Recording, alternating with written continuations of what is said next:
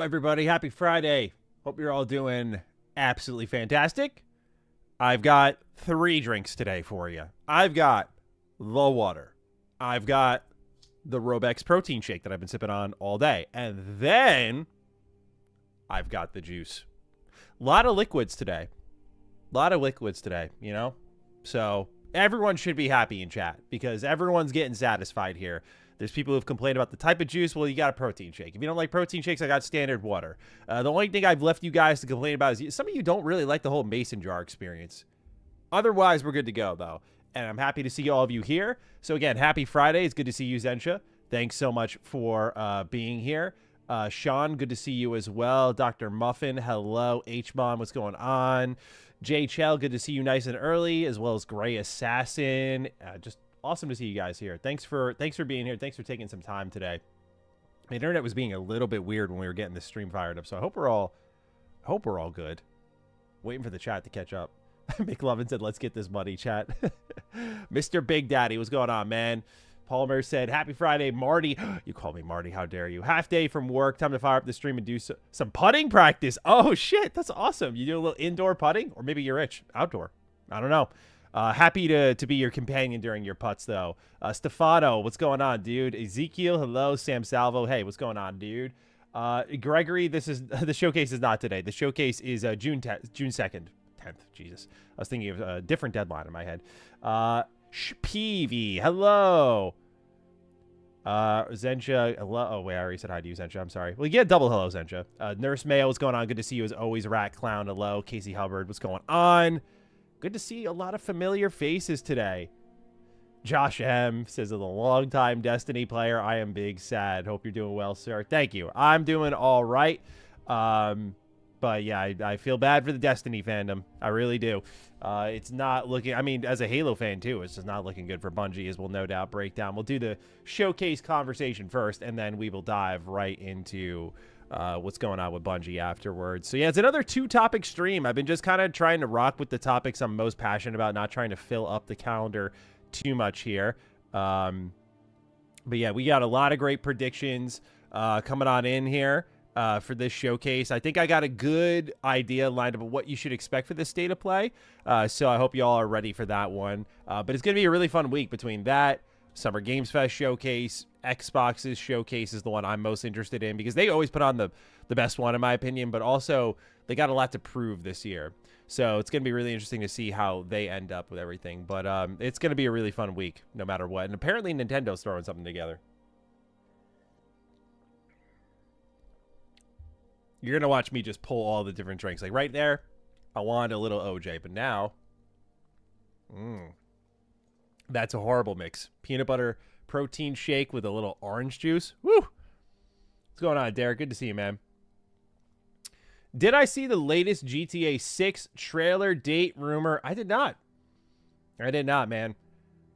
Hey, just your boys kind of bowed out now after what happened with the pre-order stuff. I was like, you know what? I'm just going to let them cook. When they want to show up, I'll be there. Otherwise, I do not care. I do not care. Yeah, Gray Assassin. Who was it who said Nintendo? Let me check gaming leaks and rumors here. Hang on. I just saw it today. Someone said Nintendo. No, not Schreier. Not Bloomberg. Pardon me.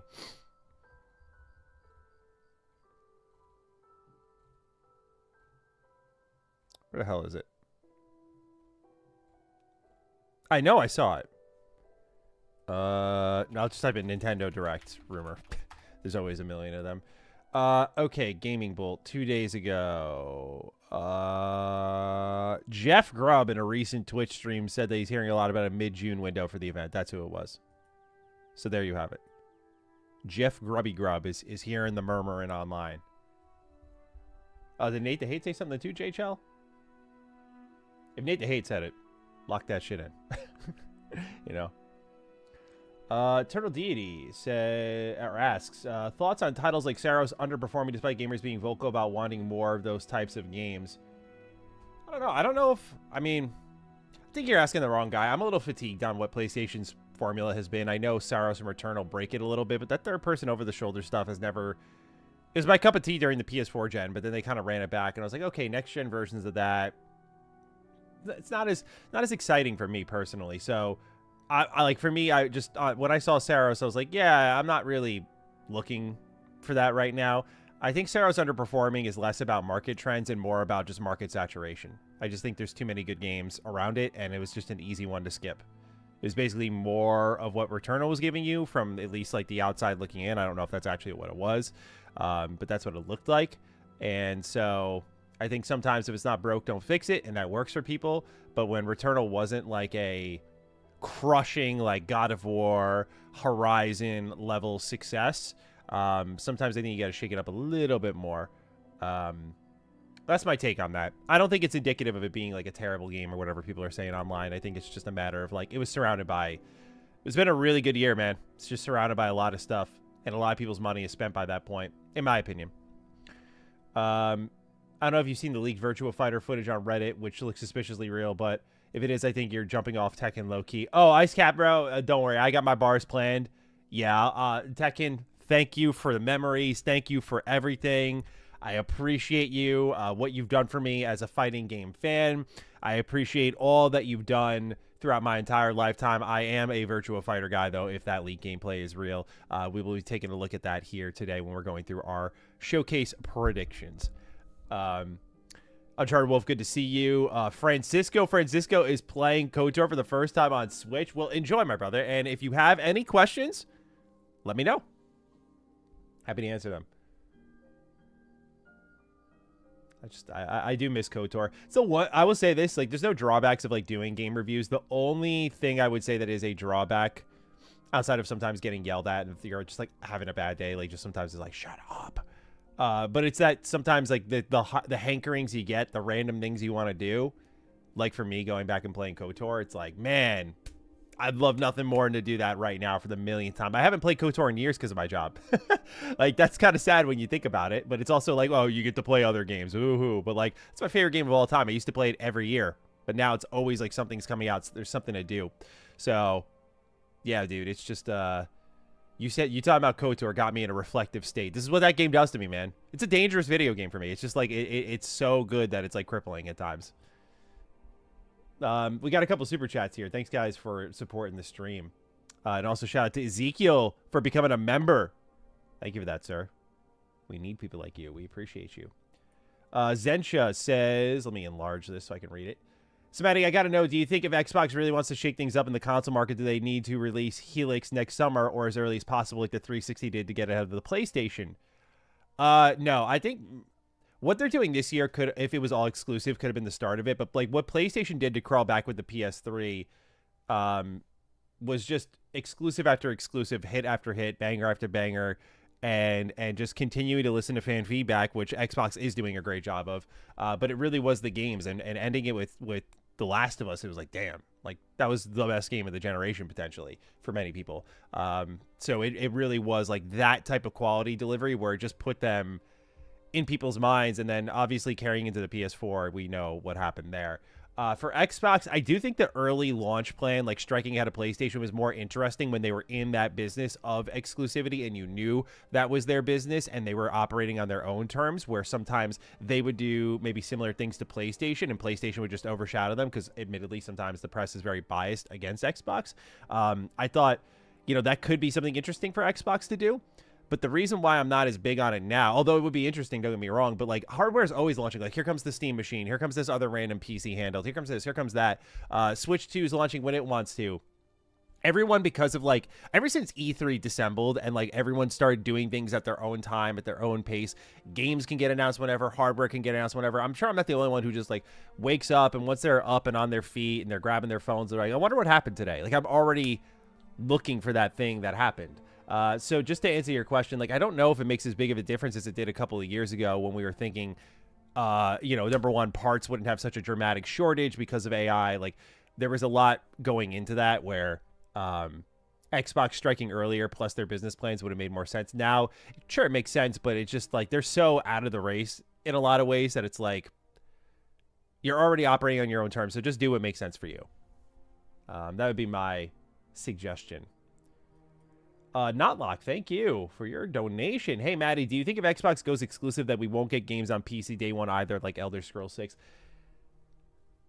Yeah, Xbox is a tougher decision. Like, PlayStation's was easy. When they said narrative single-player games are going to PlayStation only, you already know what that means. With Xbox, though, because they have these IP like a Call of Duty, which they're already making an exception for with Game Pass, but you also have single-player games that are titanic. Like, Elder Scrolls 6 is the next GTA 6. I think games are going to clear out of the way from it. I think it's going to dominate the industry. Like, it's the next, after GTA, it's the next big thing, I believe at least, that everyone is waiting for. Everyone has played Skyrim. Everyone wants to know what happens after Skyrim. When I say what happens, like, it's a narrative thing. What is coming after Skyrim? Like, what does that next Elder Scrolls game look at like? And so that's a valuable asset for your console to be like, it's the only place you can get it. That will sell units. I firmly believe that will sell millions and millions and millions of units. No doubt about it. That will be, I could see it being the attachment rate like a Breath of the Wild. And like you and many other people out there, like, I bought Breath of the Wild, or sorry, Switch 1 because Breath of the Wild was there day one. I was like, fuck yeah, of course.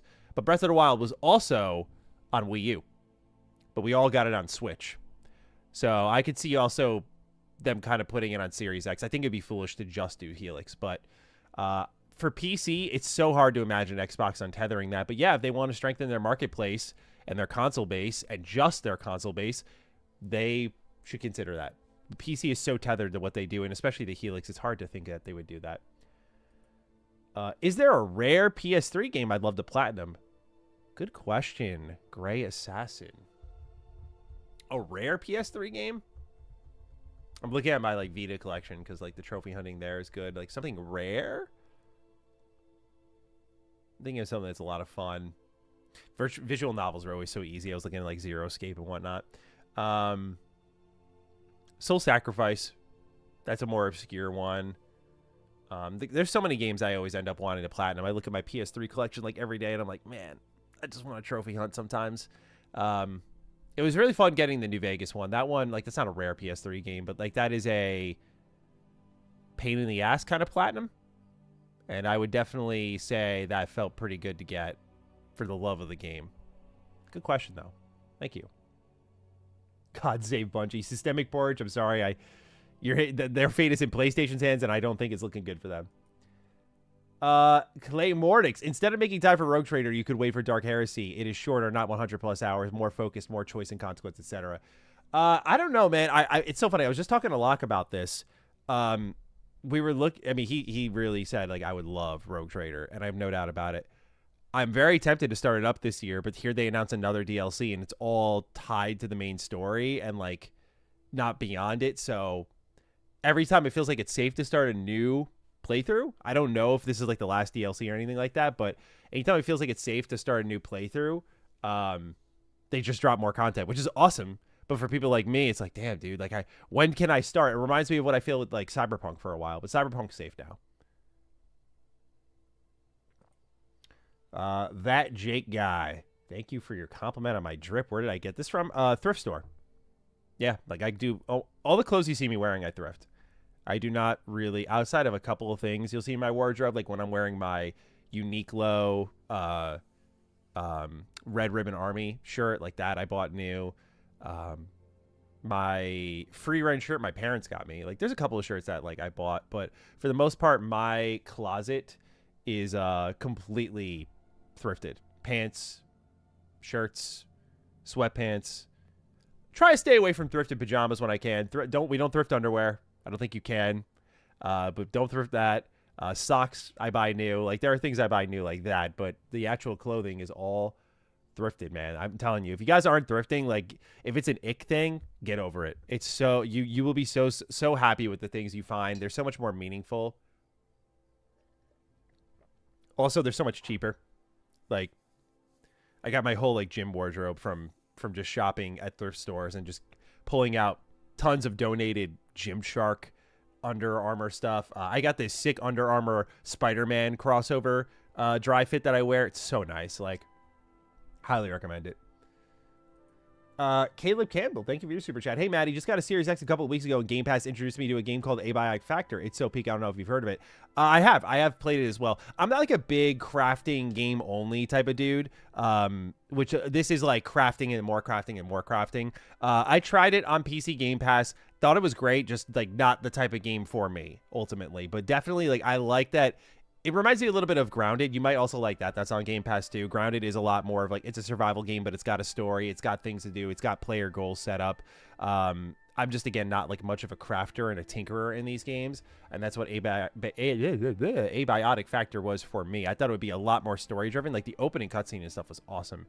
That's what I was expecting a little bit more of. But I have heard of it. I have played it. I know people will love it. I thought it was pretty good too. Just not what I was looking for personally. Narahina, thank you for your very generous super chat. Wow. With a good bit of time to sit on it, what are your thoughts on Fable not having a morality system and going into shades of gray? I personally think the developers are focusing far too much on British humor. The latter part I'm not too concerned about. It's really the delivery of it. You got to get past the early grind of Abiotic Factor. After that, it's actually insane. I believe you on that. I do believe you on that. I just, yeah, again, for me, like, I don't really have an excuse per se. It's just a matter of like, when I don't gravitate to a certain mechanic in a game, that's what most of the game is. Like, you're always building and crafting. I don't know. I just feels like I might just not be a big survival guy. Just like I'm not a big extraction shooter guy. Might not be a big survival guy outside of particular ones. Nurse Mail says you get great finds. I feel like I don't get that lucky when I go. How often do you go, Nurse Mail? You should go thrifting more often. That's my suggestion. Denaro Hina super chat here. I don't worry too much about them focusing on the British humor. Like, I think that's just a matter of delivery, which they're going for this office style approach to shooting the game. And I know there's going to be a ton of people who are going to be like, it's fucking cringe. I hate it, because you just can't beat The Office. But I do respect that they're trying to shoot the game differently. Games don't shoot differently. They never do. You get one shots, you get cinematic. You don't get like inspired shoots like this. So I'm very keen to see how they handle things, because a lot of The Office's humor is how the camera's handled. Like, just straight face, zoom in, dead silent, no music. That could be great. Also, Fable could, I don't know, just like be a disaster if it's like too corny. So we'll see how hard they focus on humor. If it's just like a straight up comedy, like, that's not what Fable 1 through 3 was. Like, it had a comedic element, but it was all like, Fable 1's the perfect example. It was funny, but it was also very serious. My thoughts on them now having a morality system, I'm seemingly in the camp of just like the minority. I think it's a bad choice. I get the whole shades of gray and moral nuance and how that's important for RPGs, but it's not important to Fable. Fable is always about basically one side or the other, good versus evil. Like, it is those, it's telling you what the morality of the choice is, not letting you depict it and come to your own conclusion. That's not Fable. So it's the one thing I look at and go, hey, if there's great choices in the game and great reactivity, I think they checked all the boxes. I just wish they funneled it into a system that was more in line with the rest of the franchise. It's one of the rare times, it's the only time I think I've ever said where the whole moral gray thing feels like a cop-out. It's a little bit weak excuse. But that said, like, I was looking at the Fable leaks, if you will. Leaks is a strong term. But they doubled down on, it got rated ahead of its, oh, wow, that's actually new. Hold on. Yeah, it got rated, which is new. So it seems like it's actually coming out this year, because usually an age rating means like release date soon. And then with Fable, where was it? There was a thing with Fable that I saw. Fable's still coming to PS5. RPG isn't getting delayed either. There's a lot of Fable news. Okay, this might be a video. Damn, I didn't realize this. 18 plus ratings in South Korea. That's what I was looking at here. Let me bring it up here. It says, here, I'll get rid of your super chat for a moment. Use of language that's directly expresses sexual acts, frequent killing, bloodshed, and bodily mutilation using weapons, direct criminal acts based on user choices, and excessive use of vulgar language and profanity. So, sounds like Fable in a lot of ways to me. A little ridiculous, but in a good way. So yeah, again, it's the morality stuff I'm not in agreement with, though, to answer your question more succinctly. Maddie, are you to live service what Brad is to Xbox? I just came in and just, yeah, talked about Destiny and it's dead now. Yeah. I guess maybe. Certainly that's not the worst thing to happen to this industry, I don't think. But I'm not championing Bungie's death, but I think they're making some foolish choices right now. I'm not saying it, but I'm saying that the state of play is closer to when Final Fantasy VII Rebirth releases on other consoles than Keeley's show is. I do have it on my prediction list. Final Fantasy VII Part 3. You know, director saying he beat it 40 times. Feels like it's ready.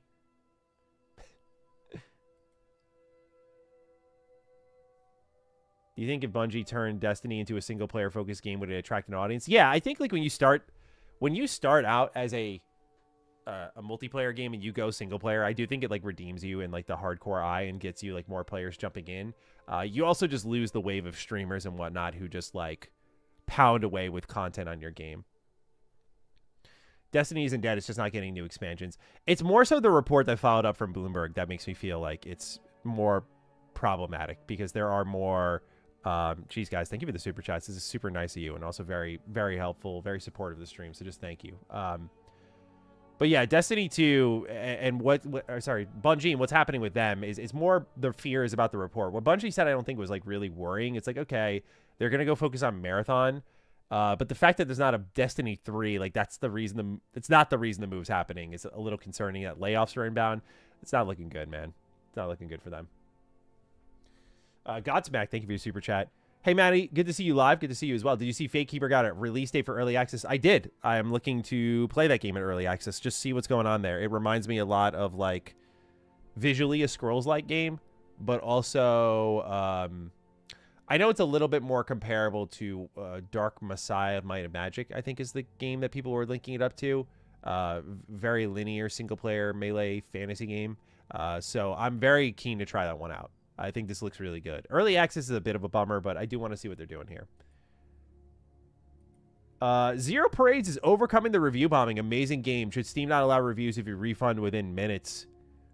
God, what a hard line to walk. I mean, it sucks because I'm sure even Valve and even like we can tell when you read a fucking shitty Steam review that you can tell when someone's actually played the game and didn't like it versus, you know, people going after a dev. In the case of Zero Parades, I'm not surprised. Let's see where's it sitting right now? Zero Parades for Dead Spies. Mostly positive. Sorry, you probably just heard the trailer in the background. Mostly positive isn't too bad. It doesn't seem like a lot of people are playing it though. Yeah, I mean, just the way what happened was with the Disco Elysium team, I think just really hurt it. Should Steam not allow reviews if you refund within minutes? I mean, I'm of the mindset that people are going to think I'm trying to silence the consumer. It's like they're allowed to come to their own conclusion. That said, if you play something for 5 minutes and you decide it's absolute shit, I think I can only think of a handful of games like a Mind's Eye. It's very apparent immediately it's bad. It's very apparent. But even some of the worst games I've played this generation, I think of like Saints Row, the reboot. I think of Veilguard. Those take a while to unpack. And same thing with the best games I've played this generation. I mean, they're, again, well, actually, Expedition was like, oh, this is heat. Like, it took an hour, and you're like, oh, okay, this is different. So, I don't know. I don't want to silence customers. It's a really tough... I really do feel like it's got to have a filter unto its own. That would be the only thing I can think of. Like, just put it in its own category. Like, should it affect the overall rating as well as another question? Like, it's being weaponized in a way that sends a message, and that can be effective. To be fair, sometimes, I mean, this does make publishers panic because for a lot of purchases, it's like a psychological thing. It's a, you know, it must be good. And if it's like a great game that got review bombed and now it's at mixed, less people are inclined to try it out. So, yeah, again, Zero Parades. I'm not surprised what's happening here. Looks like an interesting game. I'm not playing it because I still got to do Disco Elysium. And then there's so many Elysium likes now, but it's a tough question to answer. I'll be honest with you. Casey Hubbard, thank you for your super chat. Yo, Maddie, are you hopeful for this year's Xbox Showcase? You think this is the year we get a Fallout 3 remaster tease? I'm excited for Clockwork Revolution as well. Hoping for an early 2027 release. Yeah, I'm hoping we see more Clockwork as well. I feel like we probably will see that. I mean, you showed a 7-minute, what was it, trailer last year? Like, that shit, like, blew the roof off. So, I'm sure we'll see more Clockwork. They maybe don't want to overexpose it, but they're also just, I'm sure, cooking over there. As for Fallout 3 Remaster, I want that to be the case. My guess, though, with Fallout 3 Remaster is that it's probably going to be Fallout Day. I feel like it's too soon. But, I mean, yeah, could Virtuos have moved on that quick? I just, the anticipation would override my logical thinking. It's like, I want it now, but I don't think it's ready to show now. But am I hopeful for this year's showcase? Absolutely. Absolutely. It's got to be one of their more interesting ones, like, since they first bought Bethesda. When they first bought Bethesda, it's like, okay, you know, here come the games. And now it's like, okay, you've got all the companies, all the games, and you've got something to prove, a chip on your shoulder, new leadership, new ideas. A lot is on the table here, like achievements, back compat, exclusivity, like, even little things are interesting. Like, are they going to show a PlayStation logo here? Huge question mark. And I think that'll rally the base if there's no PlayStation stuff. If it's just like Xbox and PC. Are they going to keep with Halo on PlayStation? I think they will. They already printed the physical copies. But just so many questions entering this showcase. So beyond the games itself, it's like really a question of how is Xbox going to frame its business to millions of people on that day. So yeah, I'm hopeful and I'm looking forward to it. Zensha, thank you again. Hits me in the feels that KotOR Parod mod got shut down. Yeah, I forgot about that. We would, without question, have played it by now instead of waiting on the remake. Yeah, I know.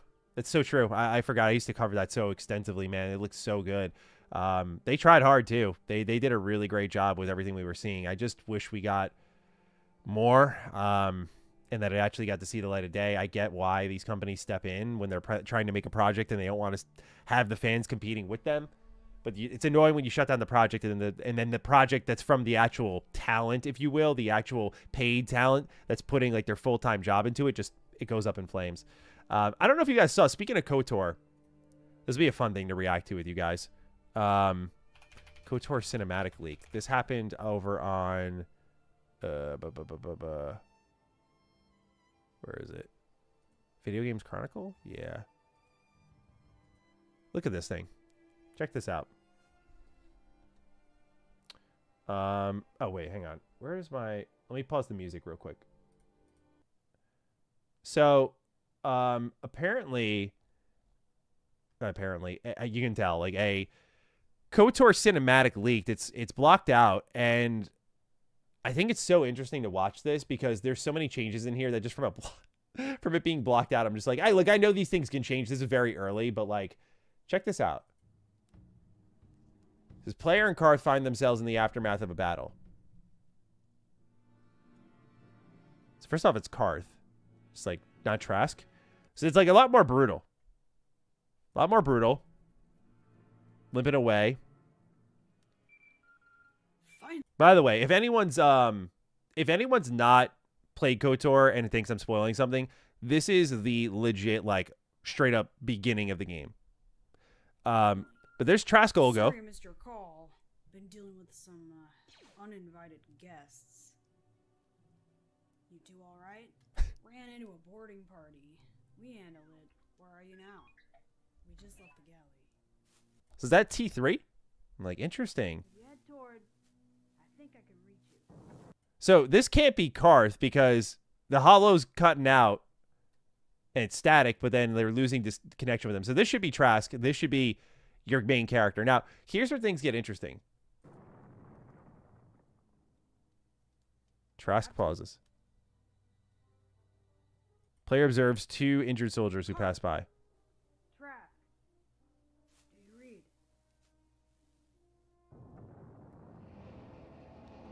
Player and Trask look around. So yeah, this is like already fucked. I was like, what? Like this can't be this can't be Karth, I mean.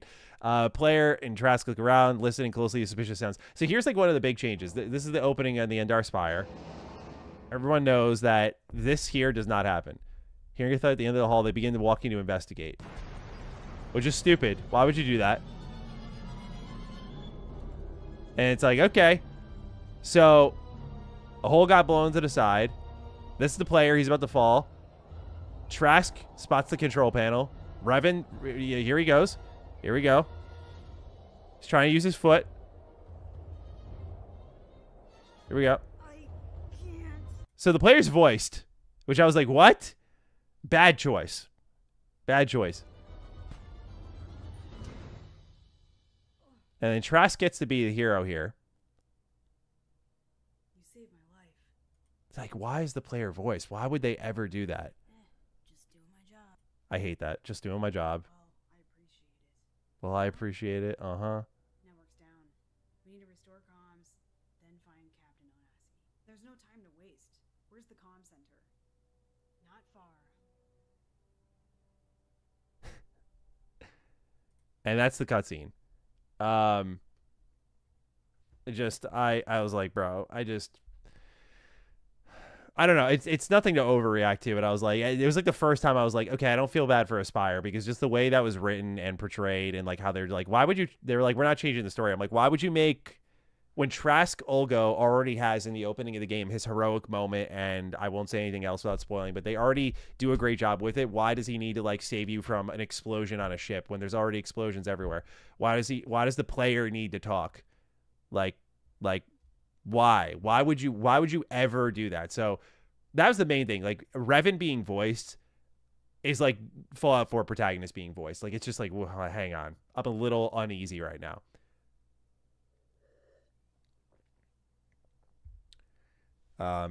Yeah, Zen just saying, I can see why Aspire struggled. That's exactly where I thought. I was like, yep, there it is. That it all makes sense now.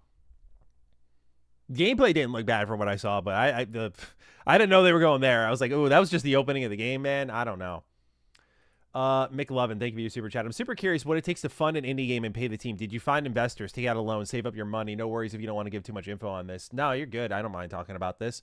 It's an extremely stressful situation for me personally, because it's like I solo fund it, and I do it in reverse. So month to month, I basically pay people, and then if we need extra juice, as in right now everyone's part-time except for one employee, and if we need the extra juice for the deadline, I just close my eyes and turn up the dials. You know, I'm just like, all right, full-time. You want full-time? Cool. Let's go for it. It's just like, if I pay attention to numbers, I mean, it's getting a little painful, I won't lie, but it's like, because it's just been a thing for so long, and we've like had moments where we thought we had it figured out, and we've hit speed bumps, and like we're in a really good spot now, but like it's not like, as long as I'm funding it, we'll be good, is how I always word it. It's like, you know, I'm not gonna just shut this shit down. But it's one of those things where I go month to month, and if we need extra juice, I pull out of my savings, and that's how it's been.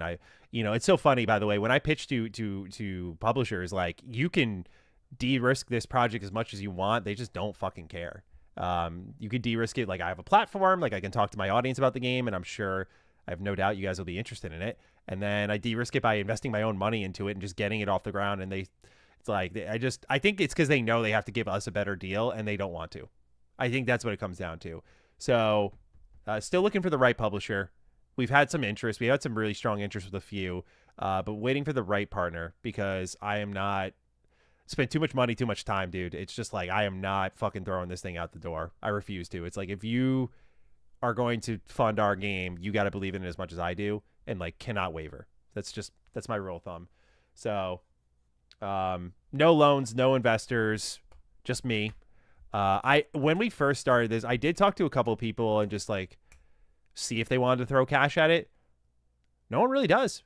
It's just like, you know, it's like, passion's a real thing, man. And not that those people were not passionate, but some people had their money tied up in other places, or making their own games. And so, anyone I had a couple of conversations this week with like other people in the industry to I always try to talk to some of these studio heads and just get perspective, you know, and just like where my thinking should be at, where their thinking is at, where I differ from them, because I'm not going to just copy them. I know our budget isn't crazy though. Our budget should be very easy to sell to a team, but it's just, this industry is apparently, it's, you know, from what I've spoken to people, it's the hardest time to be pitching, because it's not just like you're talking to one person and like selling them on the idea. It's like you're talking to all these people who like vote as a council, and that council usually is shopping by genre, and that genre is usually determined by trend. And it's not about soul, it's not about art, it's not about storytelling, it's about gimmicks and shareability, and those things do matter, and I think we have those things. But it's like, I just think a lot of these companies are so driven by that they're looking for, like, you know, in the indie space, I always use Balatro as an example. With all due respect to Balatro, it's like a cheaply made game. All things, I think it was a solo dev effort, so it had to be. At least you'd think so. And that game made enormous amounts of money because it sold so many copies. And a lot of indie pubs just looked at that and said, we got to do that. So anything above a certain figure, they're just like, no. Even if it's not a lot, they're just like, no, we would just spend less on, like, 8 different games instead of that one budget there, even if that budget isn't high. So it's really tough to get publishers on board. It doesn't matter, like, how low your number is, because it's just about, I was talking to someone recently and they said it's just about mediocrity. It's like, if there's just so much going on right now, it's just about standing out. So a lot of publishers are waiting for games to just be, like, fully online. They're like, yeah, we'll market it for you. It's like, thanks for the help, guys. So good question. Appreciate you asking that.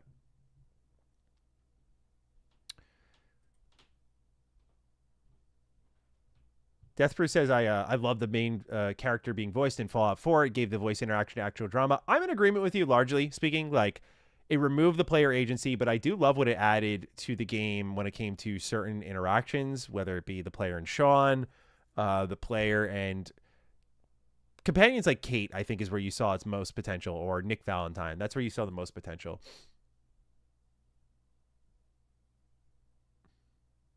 One Pump Man said, if I was Elon Musk bitch ass rich, I would fund your game, Maddie. Thank you. I appreciate it. Don't worry about it. Yeah, Ruben also said the economy's pretty bad, though. Yeah, that too. It's also, there's a lot of extenuating circumstances. That's the word I was looking for. It's just like a bunch of little things. So it just adds up.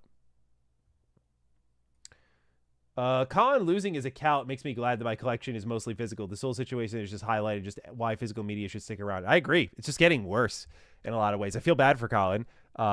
Couldn't happen to a worse guy, but also a better guy. Like, he's the guy who will make sure this gets to the top and gets fixed, no doubt about it. So yeah, it's a shame, but I agree. I look at my physical collection and I'm like, they better have disc drives, bro. They better have something I can buy that lets me get the disc. That's all I care about, because I just do not trust them. Like, again, between the DRM thing that ended up being a little bit of a nothing burger, or what happened with Colin, it's just like, there's too many exploits. It's getting too easy for people to get in.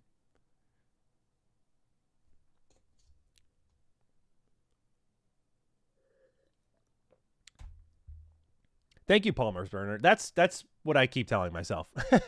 That, you know, it's good to have the passion and just to go after it. Nerf Ninja, thank you for your super chat here. Consider me an investor with 0 shares. There you go. He just bought a little stock with that. Oh, thank you guys. Thank you. All right, we're 37 minutes in. How about we get our first round of slop on the table here? Let's get things rocking and rolling, and we'll talk about this PlayStation showcase. I got a ton of predictions lined up for you guys. This will be a fun one. I figured I'll start fun because the Bungie conversation is less fun, so let's just keep the good times rolling. Zentra, thank you for your super chat again. Super supportive. I wonder if Saber will have Revan be voiced. I got a feeling that will happen. Have you seen the Star Wars fan video of Vader having a chat with Kratos? I've actually not seen that, no. Yeah, Revan being voiced is maybe inevitable, but also I just feel it's a part. I'm trying not to spoil. Part of when you voice a character, you take away a lot of agency and imagination. And it's one thing if you voice all the characters around them, but to voice that individual themselves when it's so cemented in history as a particular thing and just deciding to change it, feels like you're serving yourself as like, well, we changed something, so therefore it is by definition a remake outside of the visuals. It's like, you don't have to change something like that. It's the main thing I worry about. I think KotOR is like the perfect story, and I know that some change is going to come in and fucking piss me off. Is your game a Bethesda-like RPG? We need more, not by them. I will not say for now. I'm not saying specifically because I want to surprise you guys. I will say that just that pursuing a Bethesda-like RPG with a team that's under 10 is a little too ambitious. That would be a little insane because their games are huge and highly interactive, but I will say no more. If I continue to explain myself, I'll just say I like a lot of elements from Bethesda games. I think you all know that, so keep that in mind. All right, let's get this slop going here. Let me get my notes up just in case I forget anything. Okay. Let me get the recording going. Here we go. Real-time slop. Let's do this, chat. Let me put my phone over here. It's in the way. All right. So I need my hand on my stream deck. All right. Here we go. Ladies and gentlemen, it's time for showcase season. Nothing gets me in a better mood than June. Why is that? Well, this June, you've got, as you can see here, a PlayStation showcase. But you also got the Jeff Keighley showcase. You've got an Xbox showcase. A lot of anticipation for that one, of course, because we're sitting here wondering to ourselves, like, what are they going to do with things like exclusivity, back compat? Are they going to have PlayStation branding all over the place? Like, a lot of big questions going into that showcase. That's all exciting. But most exciting of all, June is my birthday, damn it. So wish me a happy birthday in June. With that, though, I wanted to talk about the newly announced State of Play, which is returning June 2nd on a Tuesday. It's at 2 p.m. Pacific time, 5 p.m. Eastern time, or your regional equivalent. It is 60 minutes of news and announcements for games coming to PS5. And they said it'll include a new look at Marvel's Wolverine, which we know is arriving this September. So I imagine, like we've seen with a lot of State of Plays, they usually end, I put end in quotes, at the 45-minute mark, and that big game is usually the last, like, 15 minutes. I think of, like, what they did with Marvel Tokon, for example. So they're letting us know, like, hey, we're going to really focus on the September 15th game. I'm very keen for that. But obviously the question is, what is surrounding Wolverine? What else will be here? And, well, my lovely friends, I've got predictions for you. First and foremost, I did want to highlight that they confirmed this is an in-person viewing as well. And so you can see this State of Play in all these different places and react to things together as a community, which I do think is cool. We're getting a little back to in-person, like Xbox Fan Fest is back. We see PlayStation doing this with the special Alamo Draft House stuff, and they haven't done in-person stuff in a while. So cool to see people getting outside. I think, again, we're really missing the rallying and the connection of our community, especially because the online space is increasingly disingenuous. So I think we all really need to reconnect in person is how I would define it. But what else is going to be here beyond something like Marvel's Wolverine? Well, I have guesses for you. I want to start at what I would consider the very bottom of my list. Let's get some not so fun stuff out of the way. And yeah, let's just talk about it. Fair Games. I think Fair Games will be there. However, I feel more confident that it may not be called Fair Games. That's because of this report here from Insider Gaming, where it says Sony trademarks a new game called Break-In ahead of the PlayStation State of Play. This is what Tom Henderson had to write.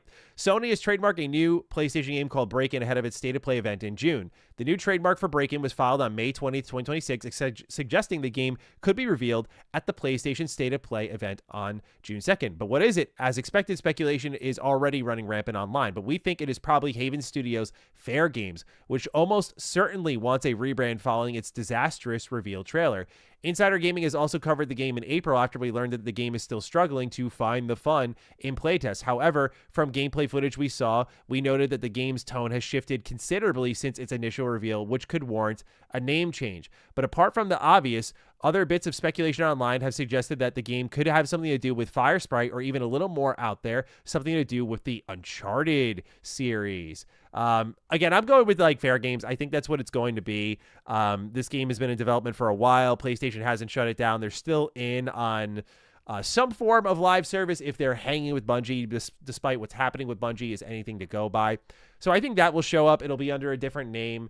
This will not stop the internet from absolutely trashing this thing, because just there's no worse combination right now in this industry than PlayStation and live service. They're just really bad at it. I mean, Xbox has been bad at a lot of things this gen, but when I think of like live service stuff, like, you know, Sea of Thieves, I think a bit about Forza Horizon. It's like, yeah, you know what? They've done pretty good launching some live products, but PlayStation has just like been such a uphill climb outside of Helldivers 2. So best of luck to Break-In if it's what we think it is. Now for more fun predictions here.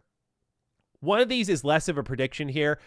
This Virtua Fighter gameplay leaked, and I mean, it just looks too, people are like, I think it might be AI. I don't want to show too much here because, again, I don't know if it, but I mean, look at this, dude. This looks so good. As a Tekken fanboy, oh my god, that animation work is so, yeah, we are here. We are so here, dude. This looks so... That elbow drop and everything. You got the developer. Yeah, that's AI, bro. Totally. So I think this is absolutely going to be in the showcase. I think we're going to get a release date for it. And honestly, fighting games are eating right now. Whether it's Marvel Tokon coming up, Invincible Versus just dropped. That was awesome. New Avatar game coming this summer. That looks great. We're seeing Ed Boon talk about on Twitter, like, would you rather see MK9 remastered or Shaolin Monks? To my surprise, Shaolin Monks is winning. I love Shaolin Monks, but I really thought that MK9 would be winning because MK9 is, at least in my brain, legendary. But fighting games are eating, and I think we're going to see a lot of Virtua Fighter here, which is really exciting. RGG is working on it, and it looks really, really good. Another prediction, which falls within the fighting game community, actually goes to a tweet I saw about Marvel Tokon. So this tweet here was from the Simbi site, and they say, Carnage coming to Marvel Tokon Fighting Souls. For a brief second, at the end of the new trailer, the screen flickers green with Spider-Man's face crossed out and the number 361 appearing in the corner. Carnage's first appearance in The Amazing Spider-Man is number 361. And so you can see the actual, once it loads here, the actual comic book cover, 361. And then you can see here, it's crossed out. This is the frame from the trailer. So, I mean, dude, this would be so awesome. I'm still waiting for Carnage to get his due. Like, he's been in movies, a Venom movie. He's shown up in games. It's just like the games he shows up in, they just don't capture. Like, he's a fucking serial killer. And everything he's been in, T for teen, PG-13. It drives me up a wall. Don't even get me started on Spider-Man 2 and how they handle it. Don't even get me started, dude. Amazing Spider-Man 2 as well, the video game. Just like anytime Carnage shows up, it's just like, I think the most crazy rendition of him, and this should not be the case, and it can be done better, with Spider-Man 64, Spider-Man on PS1, like the psychotic laugh that you hear in that game. We're going to be a little extra here. Join me. We're going to go on a little YouTube journey here. I want you to hear what I'm talking about when I say they have not captured the maniacal nature of Carnage in video games since Spider-Man 64. Take a look at this. Hang on. Shout out to Emmett. He'll edit all of this out so the slot viewers don't have to deal with the awkward silence here. Carnage, Spider-Man 64. I want you guys to take a listen to this, all right? I am wearing a Carnage shirt too. That's true. How about that? Okay. I think this is it. Turn on my headphones. I gotta make sure I can hear this. Okay. Take a listen to this, dude.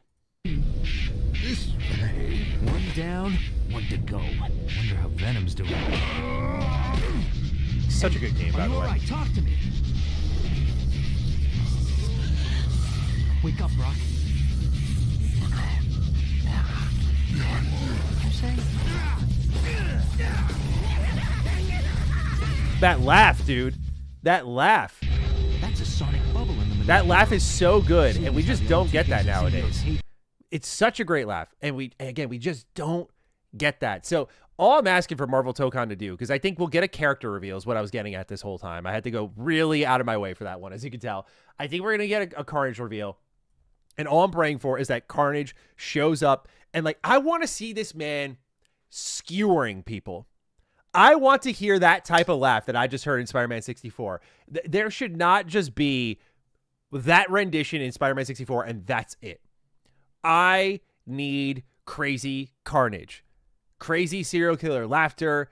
I need something that implies blood. I need them to go there. If Arc System save us, please. But anyway, I think this will be at the showcase. Okay, I spent enough time on that one. Here's a more obvious one. The God of War spin-off series focused on Faye. As reported here by IGN, they say God of War developer Sony Santa Monica is reportedly working on a major spin-off focused on Faye, Kratos' wife and mother of Atreus. Whispers of what exactly Sony Santa Monica was working on next have been growing over the past few weeks, following an earlier tease by Bloomberg reporter Jason Schreier that the studio's next project was not a new IP, but it might feel like one. Over the weekend, the LinkedIn profile of a writer who worked on the project was widely shared online, describing it as a new franchise within the God of War universe. Then notorious leaker Nate the H stated that the game would center on the character Faye, something IGN also understands to be accurate. I feel like it's just time We've heard about this one so much. We heard it was going to be announced soon from the lead at Christopher Judge. I almost forgot his name. That was going to be announced soon. It wasn't the God of War remake. That was different. That was separate. So I feel like we're going to see this Faye game, especially because Nate the Hate was also saying this was top of 2027. So I feel like that's a pretty educated guess. Feel like I could show up here. Speaking of Nate the Hate, he also did say on Twitter that you should expect PlayStation exclusives to show up here. So I feel like this would be one as PlayStation kind of buckles down with their new initiative of just like console only exclusives. Now we're into the territory of, I would say, Matty wants to see this with some educated guesses. This first one, I need to see this game, man. Star Wars Zero Company is more than just Star Wars XCOM. It feels like Mass Effect, but with turn-based tactics and permadeath, writes PC Gamer. Sounds incredible.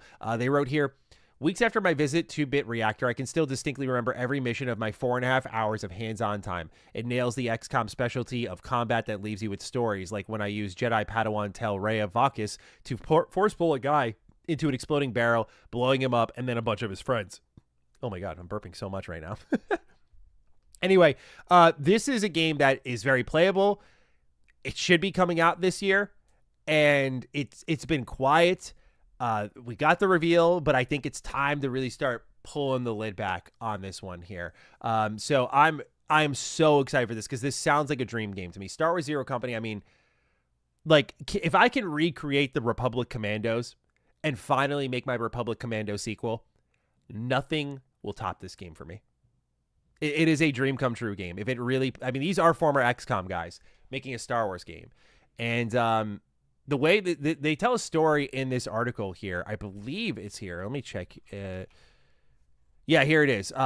It's a good indicator of just how important Vince Zampella was to our industry, and may he rest in peace, man. Just, he's going to be so missed, because you see stories like this here, where it reads, Bit Reactor founder Greg Forch was art director on the rebooted XCOM series, as well as Marvel's Midnight Suns, and he brought a lot of XCOM talent with him. Zero Company lead producer Cadence Funk, animation lead Hector Artunez, and technical director Ryan McPhail, and lead designer for missions James Brawley are just the ones I've spoken to. I'd left Firaxis after about 22 years of working there and making strategy games my whole career, Forge told me. I knew I wanted to stay in strategy, the tactic space. His work took a dramatic turn after a fateful phone call. I'm sitting in my office with the lights out and my computer on. My wife's asleep, my kids are asleep, and the phone rings. It's this number I don't recognize. For some reason, I answered it, and the voice on the other end says, "Hey, Greg, this is Vince Zampella. I heard you have a game you want to make. Can you tell me about it?" Thus began a dialogue between Forge and Zampella, the highly regarded creator of Call of Duty and founder of Respawn, who tragically passed away recently. Forge had effusive praise for Zampella, a titan of the industry who would ultimately hand Bit Reactor its shot at the Star Wars license. So just, there are certain people in this industry that I need people to understand, like, can move mountains. Vince was one of those guys. So a lot of this also exists because of him. So I just wanted to point that out as well. I'm just tremendously excited for this game and just kind of the legacy that's attached to it alongside that. You know, looking at just some of the screenshots here, I mean, dude, this looks so good. Just customizing your squad. Just as an XCOM fan, I'm totally in. So I think it's been long enough. You got a 4.5 hour hands-on from PC Gamer. Kind of peel back, get some coverage. I think this is going to get a new showing, at least at some time this early June. I maybe not state of play, but sometime early June. But I think like PlayStation, Disney, they seem to be in each other's pockets. So why not let it rip? Another guess for you. Let's continue the Konami party. Here's just the press release for Rev Noir, a new RPG that they revealed on Sony's State of Play broadcast. This looked very, in my opinion, by the numbers. I was not super impressed by Rev Noir. Definitely interested, though. But look, when they revealed Rev Noir, there was also, I'm looking at my notes here, Silent Hill Townfall, a new Castlevania game, Metal Gear Solid. There was that Squid Game. So there was like 5 different things there. Am I counting right? 1, 2, 3, 4, 5.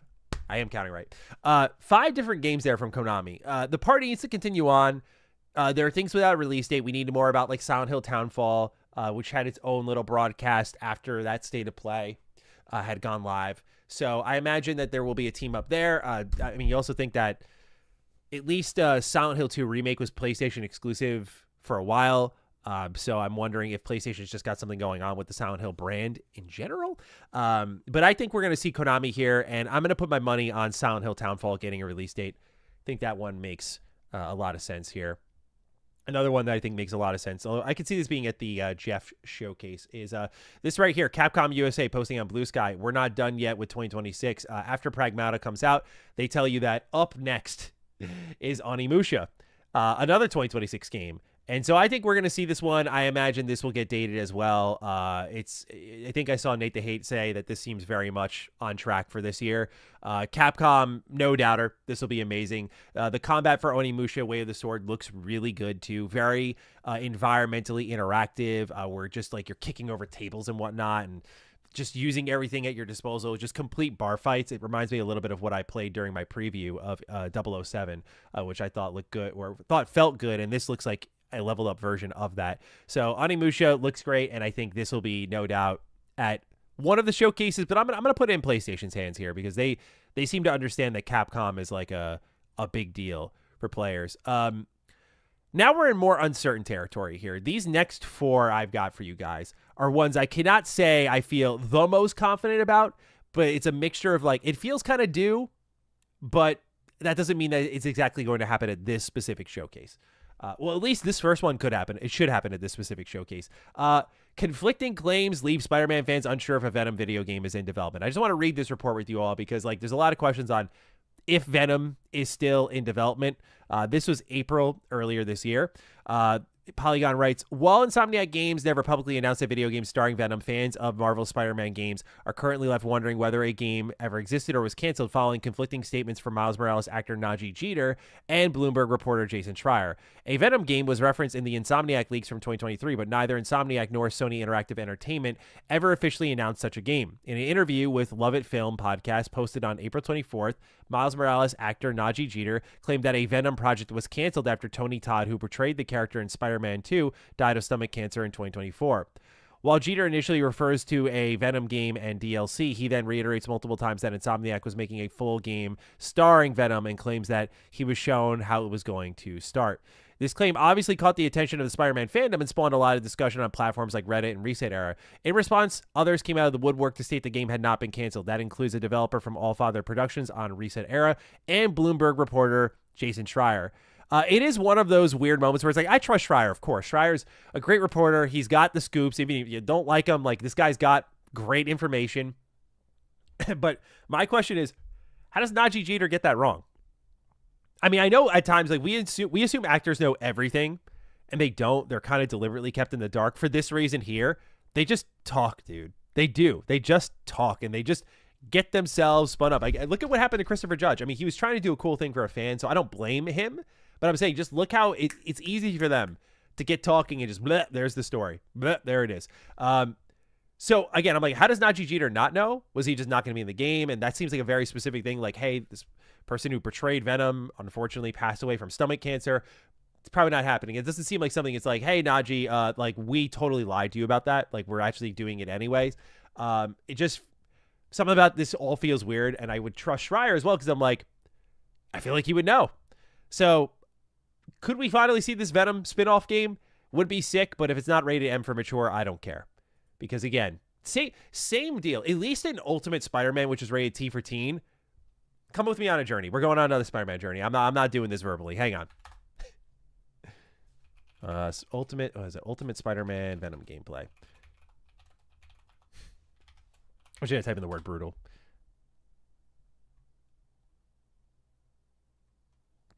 Free roam gameplay.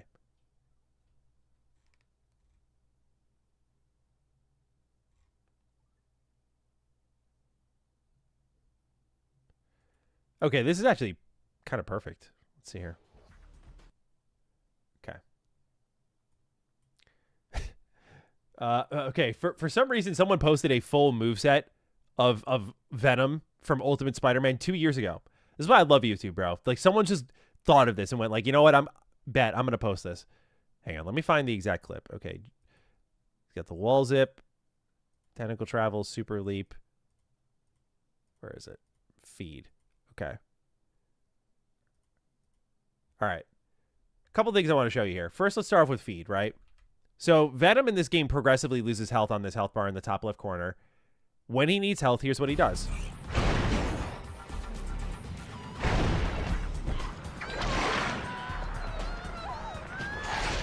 Yep.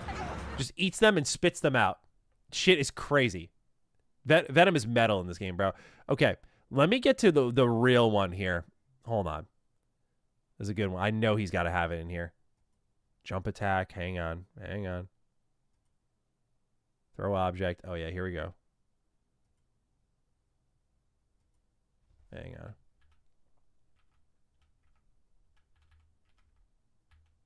Okay. I got it. All right. If this dedicated Venom game does not have the upcoming move here, it will not be this first one you see, but if it does not have... Okay, he smashes him around. That dude's dead as door now. Here we go. That's a dead person, dude. That's a... Look, hold on. Look at that. That dude is so fucking dead, man. If this Venom game does not have this brutality, this was teen for teen. If we cannot go there, I don't want it. I don't want it. You're messing with the wrong fandom, dude. Like, you don't think I got these deep cuts just ready to go? Come on now. So, yeah, I hope the Venom game comes around. It's definitely a little back and forth online, though, about if it even exists anymore. All right. Next prediction, my friend, Ken Levine. It's time to come out of hiding, my brother. It's time to come out of hiding. So I'm showing the PlayStation blog specifically here because Ken clearly teamed up with PlayStation to gradually drip feed information. He just did a new interview with IGN, so he's talking. He did an interview with me last year. He's talking more. This game is coming together. I know he feels like no rush at all to, like, it's already been 10 years. Like, take your time, Ken. But every time a PlayStation showcase comes around, I'm like, this line is connected here. Like, there is a connection between Ken and PlayStation, and I feel this should be getting a date sooner rather than later. That's just my personal read of the situation. So I'm going to add Judas to my prediction list. I don't think this shows up at like a Summer Games Fest. I think specifically this would be PlayStation because it seems like they have some sort of digital marketing deal there. Next on the prediction list, right here, baby. I don't know how Final Fantasy VII Part 3 is beat over 40 times and this thing's not ready to go. Look, I mean, game devs know, like, you play a game, your game is sickening them out. There's a reason why a lot of devs end up hating their own games because they just see it so many times. They just end up like, ugh, they're sick of it. But look, dude, 40 times, like, it's done. I'm sorry, it's done. Here's the quote. Speaking with Nintendo Life, ahead of the Switch 2 release of Final Fantasy VII Rebirth, Hamaguchi was asked about the progress on the upcoming third and final entry of the remake trilogy. The developer responded, "We're very excited about how the game is currently progressing," which makes sense considering he teased that we'll hear more updates on the series than ever before this year. And despite the rest of the world not knowing a thing about it, the director explains, "I've already completed over 40 playthroughs. I don't know if this is an exaggeration either." He says, "It's rare for me to make downtime with the intentional goal of relaxing. I play games and watch films, but sometimes I'm not even sure whether I'm purely enjoying them or engaging with them as part of my own creative process." Relatable, by the way. Completely relatable. He adds, "I can't wait for as many people as possible to experience the game for themselves, and myself and the team are working hard to ensure we can create an unforgettable gameplay experience." Look, if it's even like, if the number's even like 10 times, shit's ready. It's good to go. Hamaguchi-san, come on now. Come on out of hiding. It's time. It's time. It's time. Let's finish this thing, man. Will it release this year? Little less certain. But I think this does get shown off. Last thing I wanted to throw into the prediction conversation goes over to Reddit. Jordan Midler had a report that we talked about going into things like Infamous. But he said that there is going to be a return to kind of a focus on legacy IP. This is something that was firmed up by Nate the Hate. Do we see that so soon? Probably not. I feel like it's too soon with that rumor, and it seems like it's more of a tinkering thing. But man... what I would give for, at the very least, for them just to give us like PS3 back compat or something like that, that would be such a joyous occasion. Just finally getting that the same way they have PS2 and PSP. It would be amazing to get some PS3 games going on my PS5 and like actual native. Not, I know you can stream it. I streamed a lot of Fallout New Vegas for my Platinum Trophy run. I'm talking about like straight up downloading the damn game and getting new trophy lists with it. Are you kidding me? That'd be amazing. But I'd love to see some legacy IP start to return. So, yeah, man, like just a lot of games could show up here. But I think the general expectation I'm setting for myself is not tons of massive new reveals. I feel like the Keeleys usually gobble that shit up.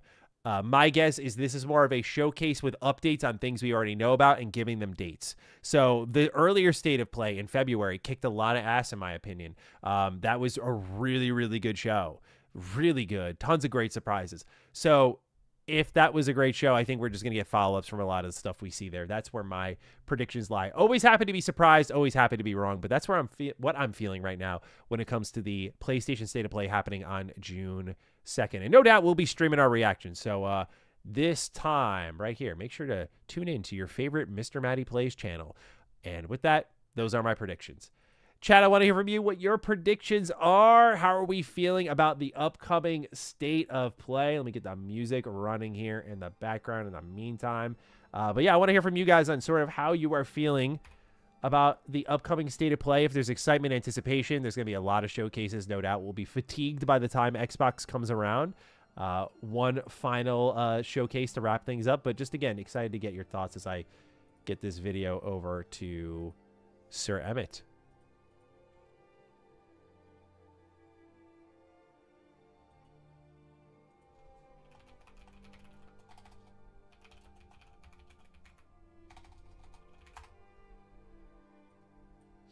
Okay, it's uploading Emmett. Let's see what chat's got for me here.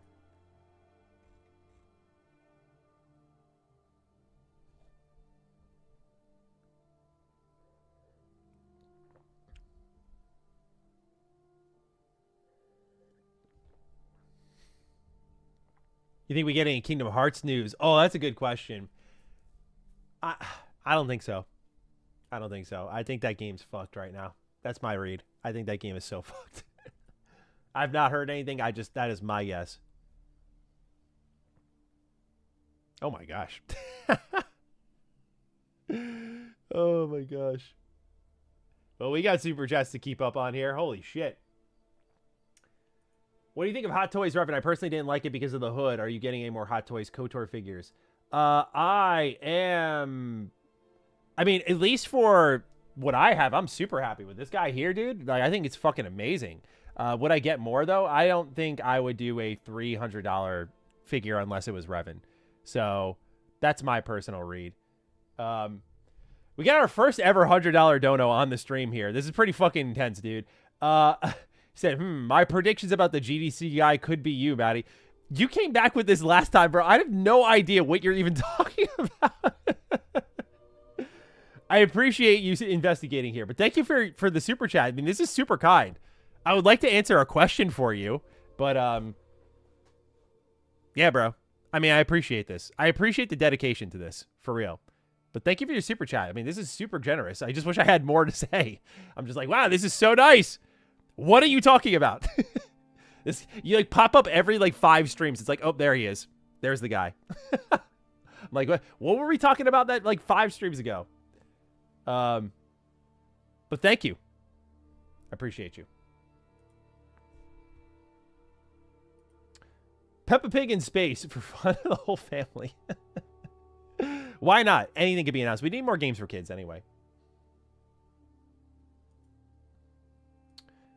Maddie, do you think we'll see People Can Fly video game? They're working on an established PS IP, Killzone, Resistance, Warhawk, or SOCOM on the table. Oh, that's a good question. Hold on. What was it?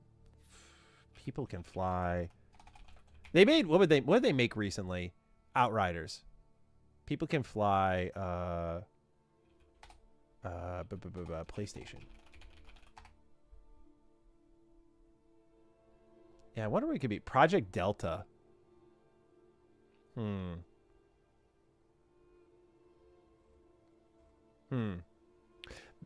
I wonder what it could be. What would PlayStation want to revive? The thing is like People Can Fly did Outriders and Gears of War Judgment. That's what it was. So they've done like multiplayer-ish stuff, usually third-person shooters. I wouldn't... Okay, so if it's third-person, I'm going to take Killzone and Resistance off the list. I will lean SOCOM. I'm reading here Siphon Filter was a prediction. Siphon Filter is a really good prediction. I like that a lot. So I'm going to throw that in there as well. I hope they get a game out. I really liked what we got from them with... what was the game? Outriders. I keep forgetting the fucking name. I had so much fun with it. Outriders kicked a ton of ass though, so I mean, it just had a great movement, great feel, just a great loop. It was just a co-op game. It just got mismarketed. It felt a lot of people thought it was gonna, myself included, thought it was gonna be live service, and it was just a co-op shooter. Ice Cap Lord. I hope they work in Venom's Venom's web swinging adaptations pull from the ultimate evil monster Venom, which, while 616's emphasis on Spuddy's abilities is downplayed. We got some fucking. Got a fucking expert here, bro. Holy. Yeah, what? Because the web swinging in Ultimate was very like, wasn't as fluid.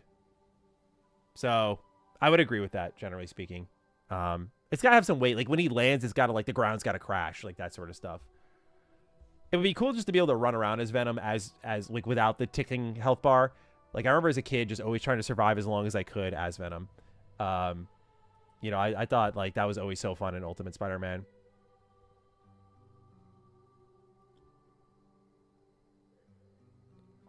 Thank you guys for the super chats, though. In all seriousness, like, just super kind, super supportive. No siphon filter. Chris cursed it. Oh, no. Not the Chris Raygun curse. Any chance of a GTA 6 PS5 bundle at the State of Play? No, I'd say no on that. I think Rockstar is going to do their own thing, and then they'll form, like, those partnerships after. That would be my personal prediction on that. Thank you, Notlock, again for your super chat. Hey, Maddie, just found out about your podcast, Defining Duke. Do you have any other gaming channels or podcasts you can recommend that I can listen to at work? I love your streams, and they keep me sane at work. I'm not a huge podcast listener, believe it or not, but I do have some I'd suggest. Here, let me grab one I really do. Actually, this is the podcast I just turned to because I think it's just like a good, fun podcast. I really enjoy both these YouTubers as well. Key Moments. It's Nanogenics and Dododoya. I think Dododoya is fucking hilarious, bro.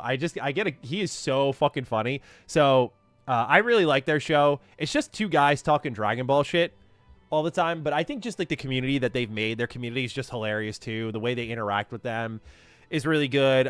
They bring in like a lot of Dragon Ball YouTubers as like guests, which is really fun. So I really recommend them. Are there any other podcasts I really listen to? Spawn Wave runs a great show. FPS podcast is obviously great. I love Jake, Lucy. I love Ralph, of course. Like, all good friends, and people that I really respect. That's for, like, you know, if you're looking for, like, I think good video game commentary that's fun-spirited. Anything else on Last Stand Media? If you just discovered Defining Duke, then I would just throw out anything on Last Stand Media, of course. I figured that was a shoo-in, but, like, Sacred Symbols is great. Summon Sign is excellent as well. You know, Punching Up is awesome. Like, we have all of our shows kick ass. Like, I would recommend just anything in the Last Stand fold. So, yeah, if you haven't listened to anything else beyond our show on Last Stand Media, like, I do think that is the place. There's a reason I work there. I think it's the place to be. I'm a big believer in what we're doing there. Thank you for checking out Defining Duke, though. Appreciate that. Chief Adam, don't think we will see Final Fantasy VII Part 3 till Rebirth comes out on Xbox and Switch 2 to avoid spoilers for those players. Does Square Enix care, though? It is one of the most spoiled stories of all time. I'm on to you, Chief Adam. Think about it. I'm kidding. You might be right, though. Final Fantasy X-2? Maybe that's what you're shouting out here. I think we'll ever see a new Star Wars MMO in the vein of Star Wars Galaxy. SWTOR is alive, but Star Wars Galaxy model could be great with modern combat a la Battlefront 2.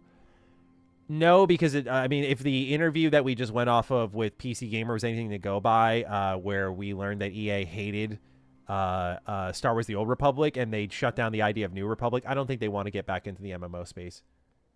So I don't think that'll happen, if it's with EA at least, who seems to be just working very closely with Disney. Now, does Disney really want an MMO? Maybe, but I think they probably would rather have their own Fortnite. I think they would probably rather have their own Disney Dreamlight Valley kind of situation, like their own thing that's like smaller, and I don't know, not like the investment that an MMO takes. Like, MMOs are so expensive to get off the ground and support. Zensha, again, thank you. What's your take on 007 getting de novo so close to launch? Do you see the news that Alcat is recasting the main voice for Expanse? For 007, I feel like this happens all the time. It's just snuck in at the last minute. Praying for its performance, dude. That's all I can say. As for the Owlcat Games report, yeah, I did hear about this. I was surprised. I thought I was the only one who was saying, like, I don't like the male voice. I really thought that was just like a me thing. I just thought the woman character voicing was so much better. They did such a great job with her. It took all of the writing that I thought was actually kind of mid and turned it into like, oh no, it's just the way it's performed. So yeah, I thought this was a great choice. I feel bad for the actor because I can't imagine that was easy for them to take. And a great conversation. Like, yeah, you know, you're getting booted because people don't like your voice. Like, your voice is everything. So I'm wishing that actor the best. I'm sure they are great. Just them alongside the brother character that you're playing with in that opening mission on Pinkwater Station. Just not... It's not even like I'm looking for Commander Shepard here. For, like, Fem Shep, Male Shep. Like, I'm not even looking for that here. But just too unserious is what I would say.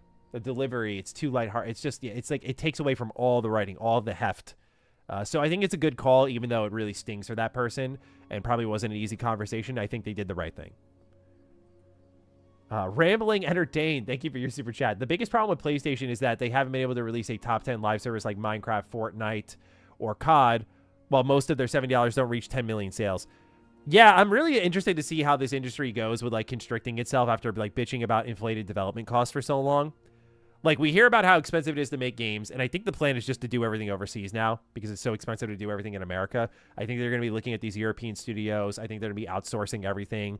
I think the next problem, the next wave, if I were to make a prediction, is going to be very disjointed teams. Like, there's, like, 5 heads on the Hydra, and you don't know what any of the other heads are doing, but, like, because these big companies want to make these big games and feel like things are moving forward, they have to, like, hand off major responsibilities to, like, some outsourced studio in, like, Singapore, and then another in London, and then, like, the main team is, like, a small skeleton squad that built the framework, like 30 people who are living in, like, LA. Like, I think that's, I don't know, I think that's gonna be the next problem. It's just, like, too many people in different places and not really being on the same page.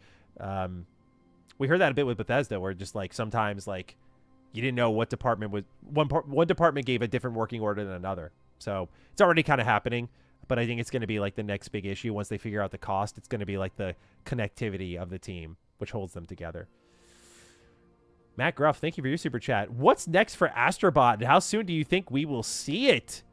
They continue to support that game, too, but I imagine it'll be, like, when did that come out? 2024? Was Astrobot 2024? Hold on. Astrobot release date. That was 2024. Okay. Yeah. Probably more Astrobot, I would think. Or maybe they're working on a legacy IP, but it feels like Astrobot is the making of, like, what would eventually be considered a legacy IP. I would stick with it. So, yeah, I don't know. How soon we'll see it, though? It's funny because it's hard to tell what their scale, like, how quickly they move, because, like, Astro's Playroom is a really small, like, 4-hour experience. Like, Astrobot was, like, a full-ass game. So, you know, I think, like, it's tough to think about, like, how long it would take them to make a full game, but I guess because they took a ton of pieces from the Playroom and just brought it over into Bot and made a full game out of it, which was kind of the dream. So I give them like 3-4 years. I think they can make a game quicker than others. You see Take-Two is looking to buy more studios, and I did not. I guess, yeah, when you're flush with GTA cash, you're just going to roll a lot of stuff into your operation. So this makes sense to me, ultimately. Good questions all around, guys. Thank you. I just want to make sure I didn't miss any super chats. Let me go back here.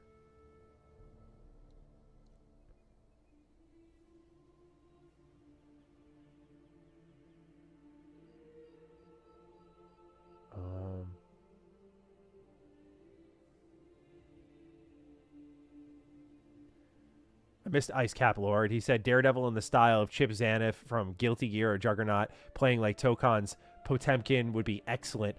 That's some deep level knowledge too. Dude, you got like Ice Cap Lord's on top of everything. Like this guy knows it down to the most minute details. I love it.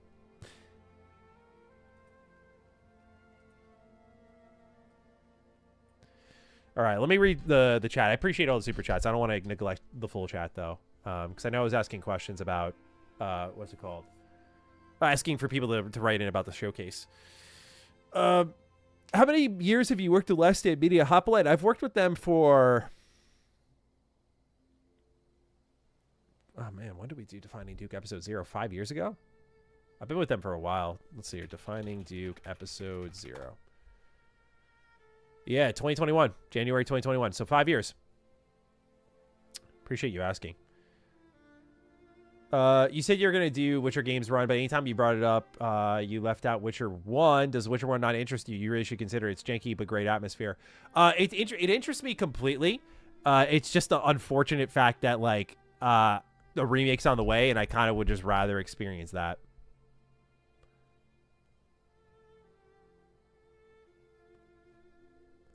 Oh, no. Hmon wrote, did you see Reb's latest video on Halo Studios management? It's looking rough. Oh, God, no. Oh, God, please. No, not more. I can't fucking take anymore. I can't take anymore. I won't watch it on stream. I want people to go support Rebs, but I just want to see what the title of the video is. Yo, this thumbnail's so good. It's so funny. Look at this. Halo Studios leadership needs investigation. Exclusive report. Bro, Asha Sharma. Asha, please save Halo. Please. You hired Matthew Ball to get your IP on track. Save Halo, man. I can just tell from the fucking title of the thumbnail, bro. I know it's cooked. I know that shit is... Oh, man. Oh, man. Rebs, thank you for your hard work, brother. Please support my man. Does a great job.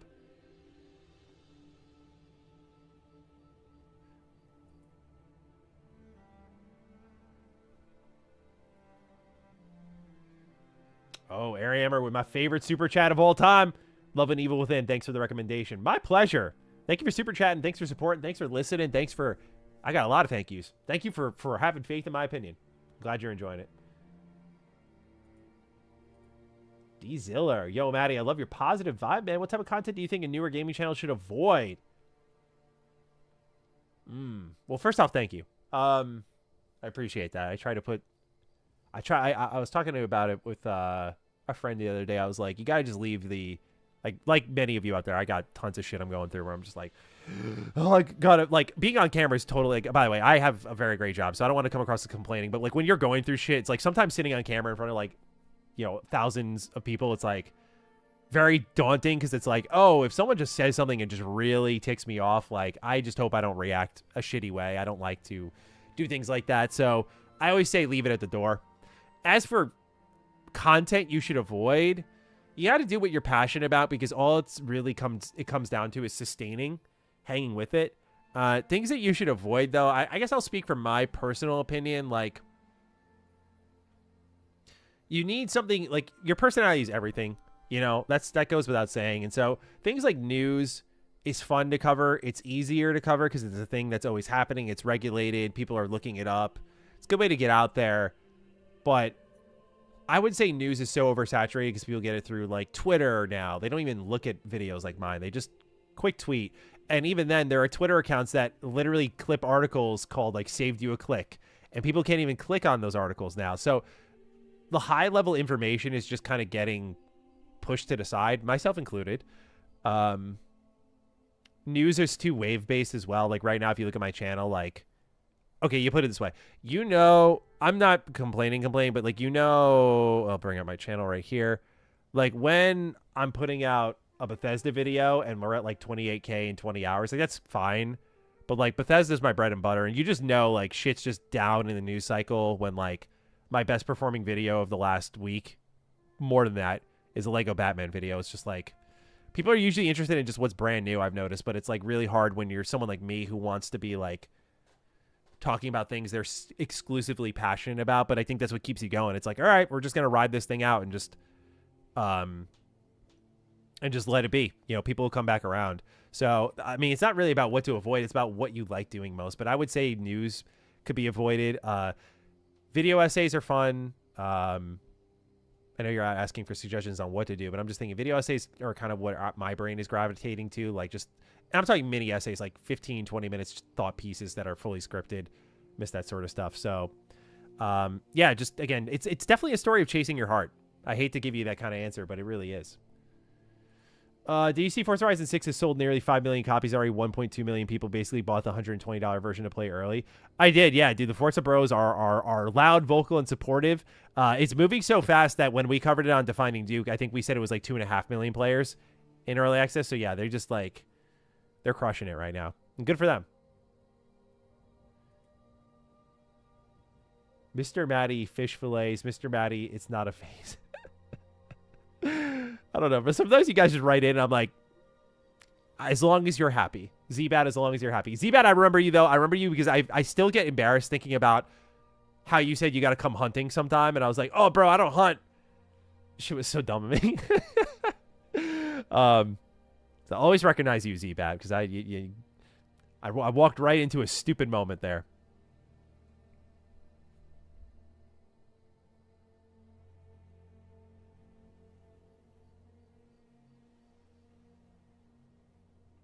King of the Hill hit and run game, please. Interesting. I'm not much of a King of the Hill guy. Am I thinking of the right cartoon? Oh, King of the Hill. Yeah, I don't know. Call me annoying. The King of the Hill art style is just something I can't stand.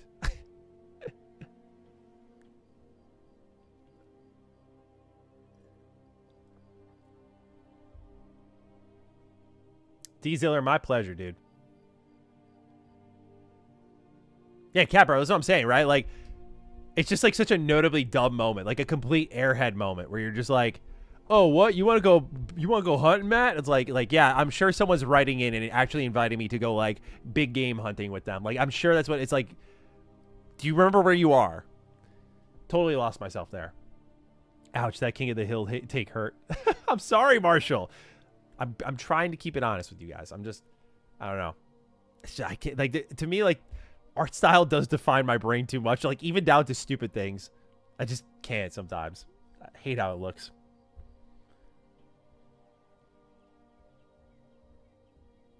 Oh, D-Ziller, one other piece of advice I just thought of. Like, look at a YouTube channel like Drawn Out. He's the perfect example of someone who, like, is a video essayist who had a gimmick, had an idea, and, like, quickly blew up on YouTube, and, like, now they're pretty established.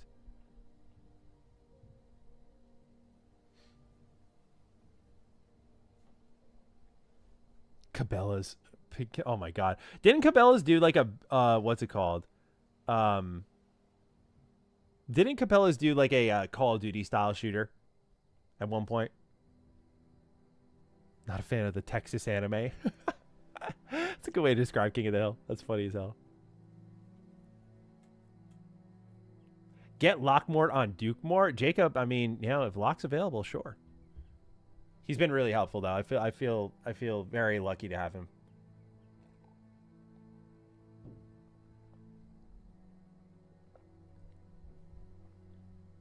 B guesses is enjoying the new Lego Batman game. Let's go. Yeah, dude. Top 5 of the year right now. So fun. Played for a few hours last night, just like romping around the open world. I finally have enough characters where I'm just like indulging in the open world. And it's pretty sick.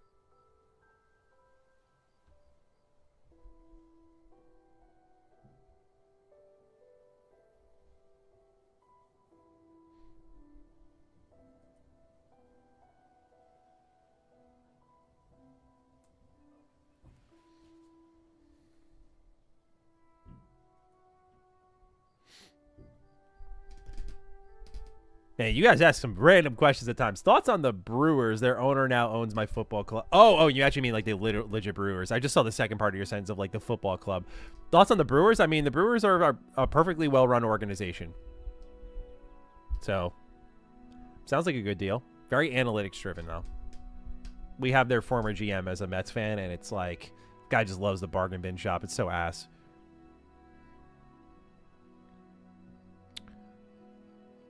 What is your top 5 for 2026, Volcom? Right now, my game of the year is Pragmata. Other games that are in my top 5, Requiem, you know, Capcom just doing its thing. Mouse PI for Hire is there. I can see Mouse PI like falling to top 10 eventually. Basically every new game I played this year kind of contended. It's all been like really good shit for me. What was the other game? I'm forgetting a game right now. Oh, Lego Batman. That's there. I played a lot of games on my backlog. Let me check my sheet real quick. I think that about does it. Invincible Versus was good, but I don't think that cracks my Game of the Year list personally. Game schedule. Let's see here. Am I forgetting anything? Oh, Pacopia. Yeah, Pacopia is top 5 as well. Great game. Those are my top. That's all within my top 5.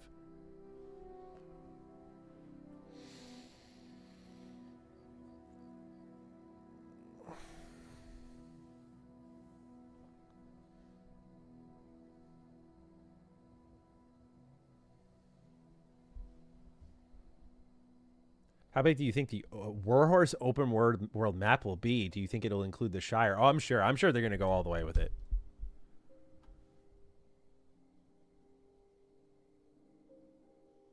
Thank you, Totally Tubular, Jonathan. We appreciate you, dude. Very nice of you to say.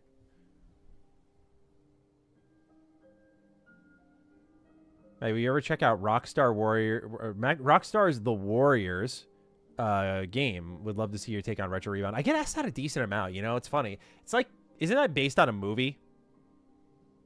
I know, that's like really showing that like I haven't seen the movie if it does exist.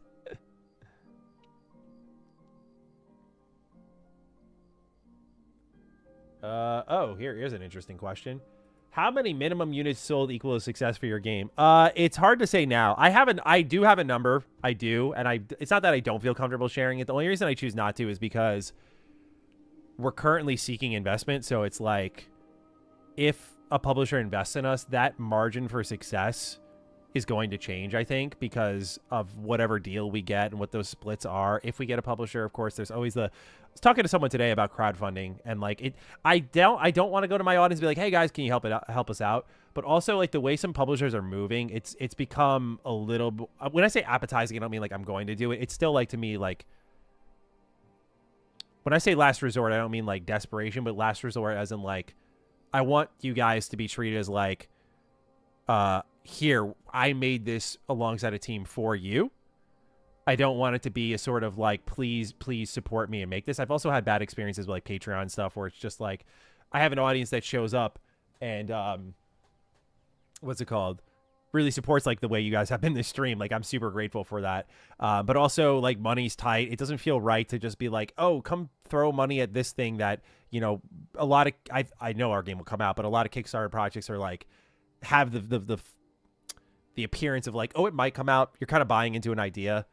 And I think nowadays it's tougher to sell. So I'm a little iffy on it, but I do have a number in mind, but that number can change depending on a lot of things. Like, I'm not like, for example, I talk about how I invest in this thing month to month. It's not like I'm looking for my scratch back. Like, I've already said this a ton of times. Like, I'm not really trying to like get rich off of it. I'm not trying to make a shit ton of money. I'm trying to just make something stable that we can make a lot of games with.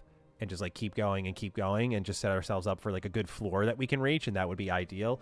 That would be perfect. Even that would make me beyond happy. So I do have a number, but I can't share it just because, again, it'll change. Once I do have a number that I can share, and it's like, oh, that won't change, then I have no problem doing that.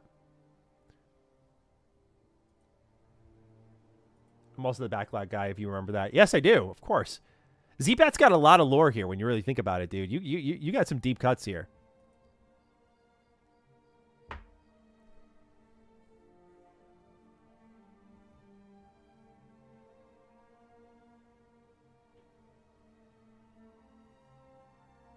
Most anticipated indie game. Kari, my most anticipated indie game this year. 45 Parabellum Bloodhound. That game looks so good. So good.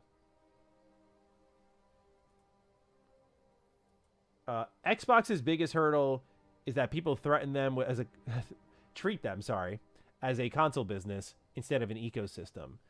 They see it as keep it traditional or pulling a Sega.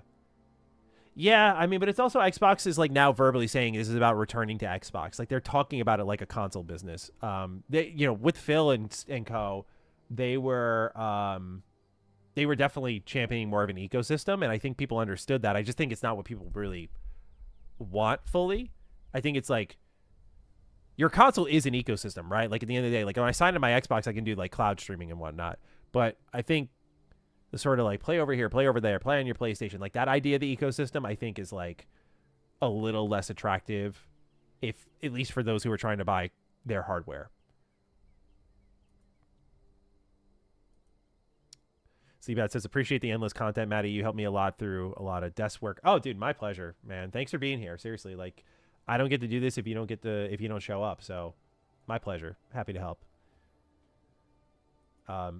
What upcoming game do you think might crack your top 5? Anything Capcom does, so Onimusha, GTA if it comes out, which it seems like it's going to, Fable. What else is coming out this year?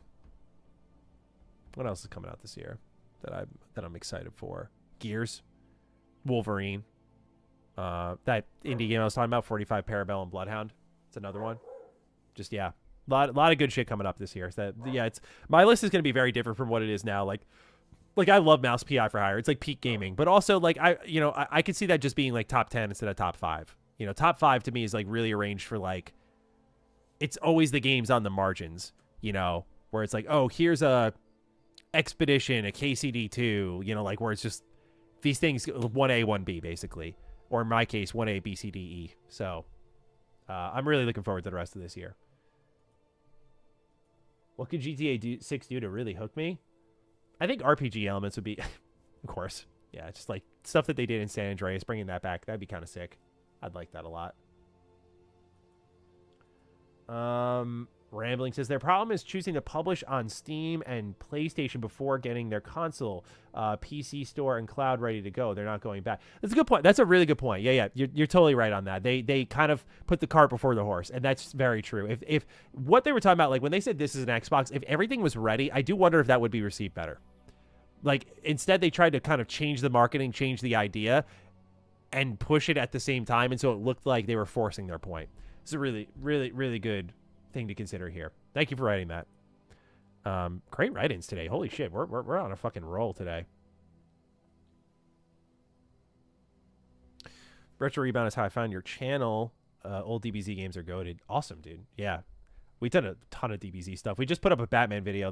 I've been like waiting to do a surge on like Batman content, so it was really good to get back to that finally. We did a full like ranking the Batman games video, and it's been so much fun between like the Lego like I got to hit check all the boxes that I wanted to do. I wanted to do something for Arkham, I wanted to do something for a Lego game, and I wanted to rank them all. And I'm really happy with how all of them are doing. So yeah, I have so much fun on that channel, dude. I fucking love doing Retro Rebound. It's so fun. Palmer's asked, was your wife a gamer before meeting you? Yeah, like ish. Like she had played games. She was knowledgeable of popular games. Very casual is what I would define it as. But like, yeah, she gamed. Just it was me who got her into like, she saw how frequently I played. It was basically like, you kind of got to get into this. But yeah, no, she was into games before me for sure. And I'm very thankful that the women in my life have been very supportive of my gaming habits, whether it was my wife or my mother. Been very supportive of my gaming habits because I was able to make a full career out of it through your support.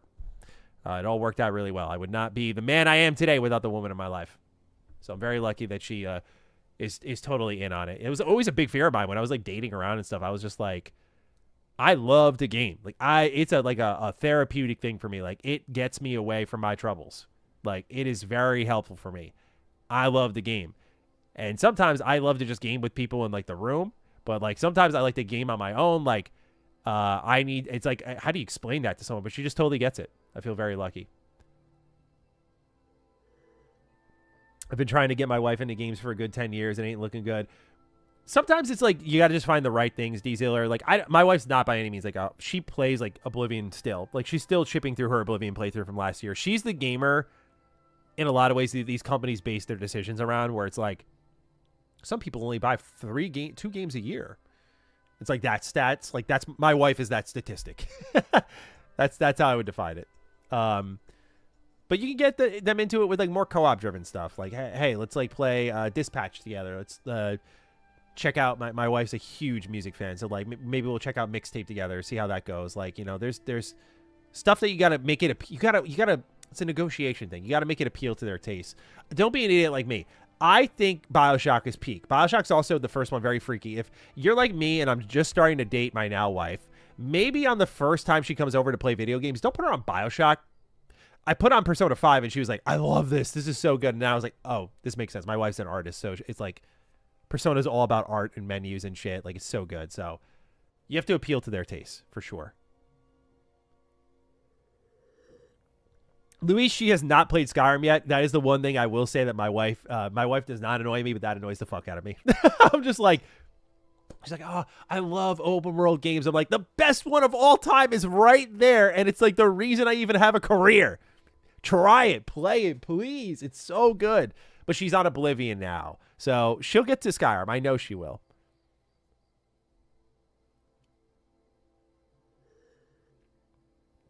Lyndon says mixtape is more of a movie than a game. There aren't even choices. That seems to be true. It's just that if you're trying to get someone into video games, sometimes you need to hand them something that can like play itself. My wife did not when we first started dating, she knew how to play games, but she did not know like today's control schemes. So I was very strategic with it, and I put her on a Telltale game first. So that Telltale games are perfect. Like, it's a great story. It captures you. It's digestible.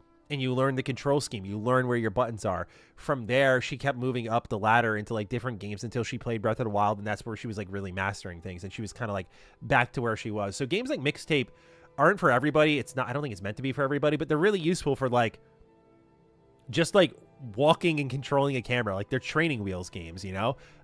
That's how. I mean, like, my wife's no idiot by any means.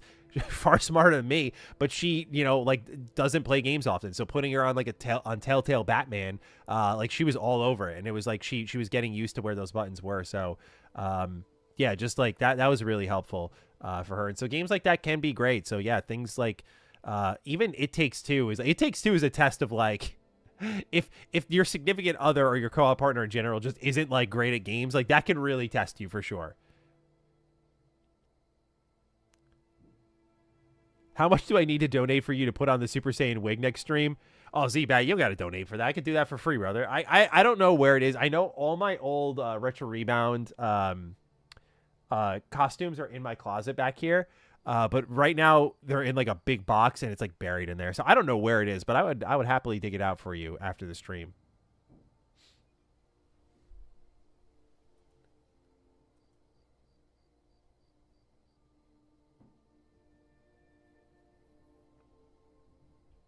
We're having a good stream today. Good stream today.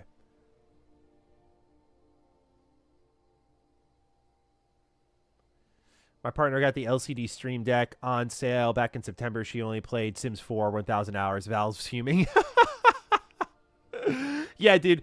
It's so funny you say that. Like, companies hate my wife for sure. She is totally fine buying one game and just moving and moving into that for a long time. She's been playing a lot of Inscription lately too. Inscription's been a game that she's been loving, and she's been like, you got to play it, which is cool. She just bought it on a whim. So that's the thing. You start them at the bottom ladder. My wife started a Telltale Batman on a Switch, and look at her now buying Inscription all on her own because she discovered it on her own. Like, I never played it, and like she was just browsing Steam because I hooked her up with my old PC, and she was like, "Fuck yeah." Maddie, get the Christmas suit out for showcase season. I should break that out. Let me go to Opposutes. I gotta buy a new one. No shot that shit fits me. I bought that shit when I was like in my low 20s, and I weigh more now. Let me get a Christmas suit. What do we got here?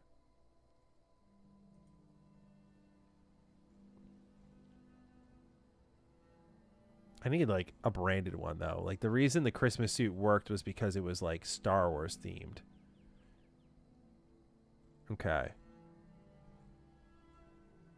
Santa Boss, Rudolph, Elf. No, I'm looking for... Hold on, guys. Give me one sec here. Christmas Blazers. Cool Claws. I'm looking at some of these now. This is like... Hold on. Let me type in Disney. I need something ridiculous. I need to look like a child would wear it just because that's what's funny about it.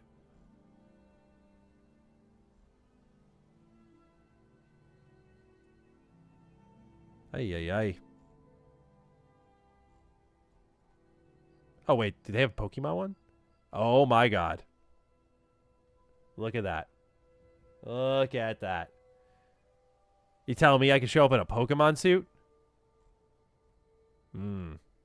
Tempting. What else we got here? Ninja Turtles? Uh-oh. I thought this was a suit place, dude. What is this shit? All right. Sonic the Hedgehog would be hilarious. It's only kids, bro. That's so funny. Oh, no. We got a man. Oh, dude, that's horrendous looking. That's horrendous looking, man. Look at that shit.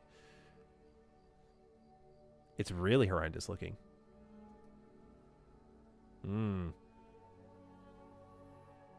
Let's see what else we got here. DC?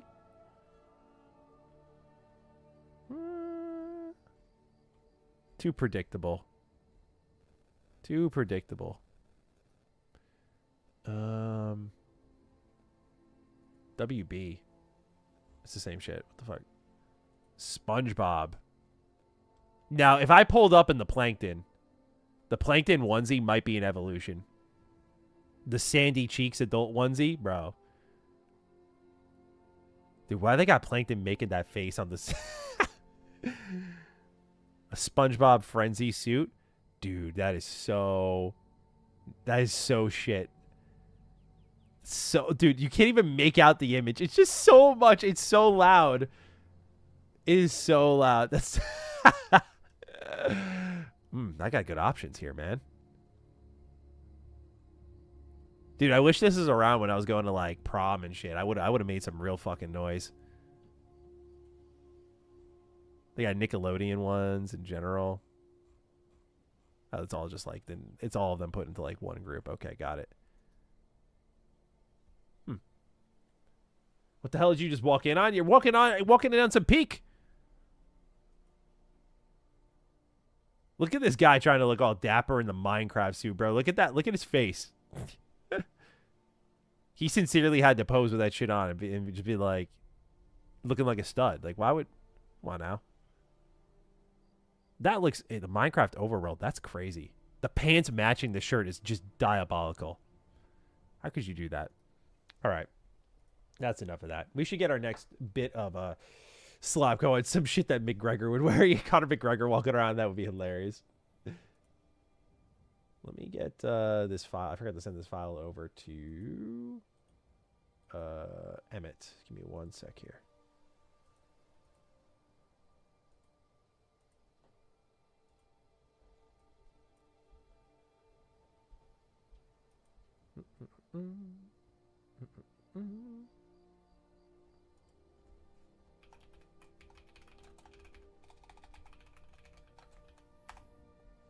Okay.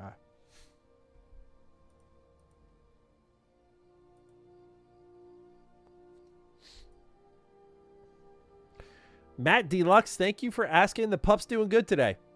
He's doing good. They're just chilling hard today. Nothing crazy.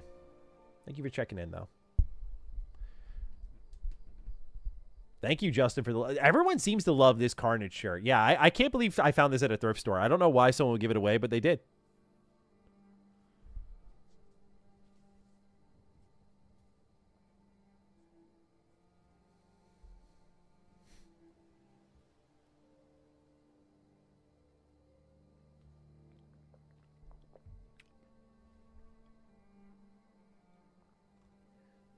All right, let me...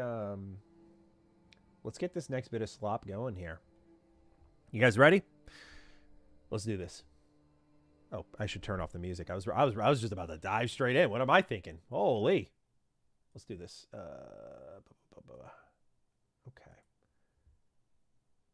All right, here we go. Feel free to spam your meat emoji in the chat. Permission granted, chat. Let's do this. Ladies and gentlemen, it's time for more PlayStation slop. I mean, this is basically a PlayStation channel at this point. I mean, we're just talking about them. They're reviving their old IP. They're back on exclusives. We're talking about showcases. Here we are again talking about PlayStation. This time, however, not so great news. We are talking about Bungie. Bungie's been in a bit of a sore spot for a while now. Final Shape launched and really made players happy. From there, it's been downhill because they kind of faced the end game problem. They seemingly, and I say this as, by the way, not someone who plays a ton of Destiny, but I am, joined by a co-host every week who is a huge Destiny head in Lord Cognito on our Defining Duke Xbox podcast. Feel free to check it out if you're interested in more gaming coverage. But based on what he shares with me, hearing this down the grapevine, after Endgame, it was a lot of that after Final Shape, it was a lot of that Marvel Endgame feeling of like, we kind of did what we set out to do. We had to reset things, gather things, figure out the next step. And they were just kind of throwing out content in the meantime. This is also as Marathon was impending, and Marathon was being counted on to do more than I think it ever would have, even in the most ideal of states, even if it was like ready with proximity chat at launch, even if things like Arc Raiders were not really a big competitor. I just feel like the game was not really what Bungie fans wanted. They wanted Destiny 3. And we learned with insider reporting that Destiny 3 was not on the horizon. Well, with Destiny 2, support continued on for a bit after the launch of Marathon, but now the news today is that Destiny 2 is done. Here's what Bungie writes, and otherwise, as you can tell, massive write-up on what they plan to do with some of the content leading into their final update. Again, I'm not reading all of this, not because it's worthless information, but for me, it's like, I'm also talking about the state of Bungie here today. I don't play enough Destiny 2 to know, for example, what rediscovering Soul means to players, or the Pantheon 2.0. I don't even know what 1.0 is. So I'm just admitting where I'm less knowledgeable and talking about Bungie, a company that means a lot to me as a Halo fan. So they write here, this top paragraph is what stands out to me most. For almost 12 years, we've had the joy and honor to explore the Destiny universe with you all. Through all the ups and downs, surprises and triumphs, building Destiny alongside our players has been a monumental privilege. While our love for Destiny 2 has not changed, it has become clear that after the final shape, we have reached the time for our shared worlds and Destiny to live beyond Destiny 2. As our focus turns towards a new beginning for Bungie, we will begin the work incubating our next games. Plural. Hey, now, what does that mean? To that end, on June 9th, 2026, so not far from now, we will release the final live service content update for Destiny 2 to begin that new journey as a studio. Though active development may be concluding, we will ensure that Destiny 2 remains playable just as the original Destiny is today. Many changes in this final update will aim to ensure that Destiny 2 is a welcoming place for players to return to. We're proud of Destiny 2, the places it took us, and the legacy it has created. Because of you all, our universe is vast, built on years of shared stories, adventures, and victories. From the Cosmodrome to the Pale Heart and the Lawless Frontier, we have forged lifelong memories and friendships with you all. We are all incredibly grateful to everyone who made that journey with us. From the deepest part of our hearts, thank you, and we will see you in the stars. Now, look, this is going to be twisting the knife a little bit, but if you told me that 76 was going to outlive Destiny 2, would have laughed at you, man, with the way that game launched. But just here we are. Destiny 2 winding down support. Still will be available to its fans, but that there's no more updates is both surprising and unsurprising. I just thought this would be the one that they'd want to keep on what I call life support, because going all in on Marathon with where it is as a product doesn't make sense, but they are betting big on it. And when you look at, again, this right up here, it's like, oh, I think the natural assumption is like they say next games. Okay, they're going to go on to Destiny 3. Let's dig into that a little bit because it doesn't seem that's what's happening. Before we get to the exclusive report from Bloomberg, I just want to take you down a very recent memory lane here. I'm talking earlier in May. Sony reported a $765 million impairment loss due to underperformance of Marathon developer Bungie.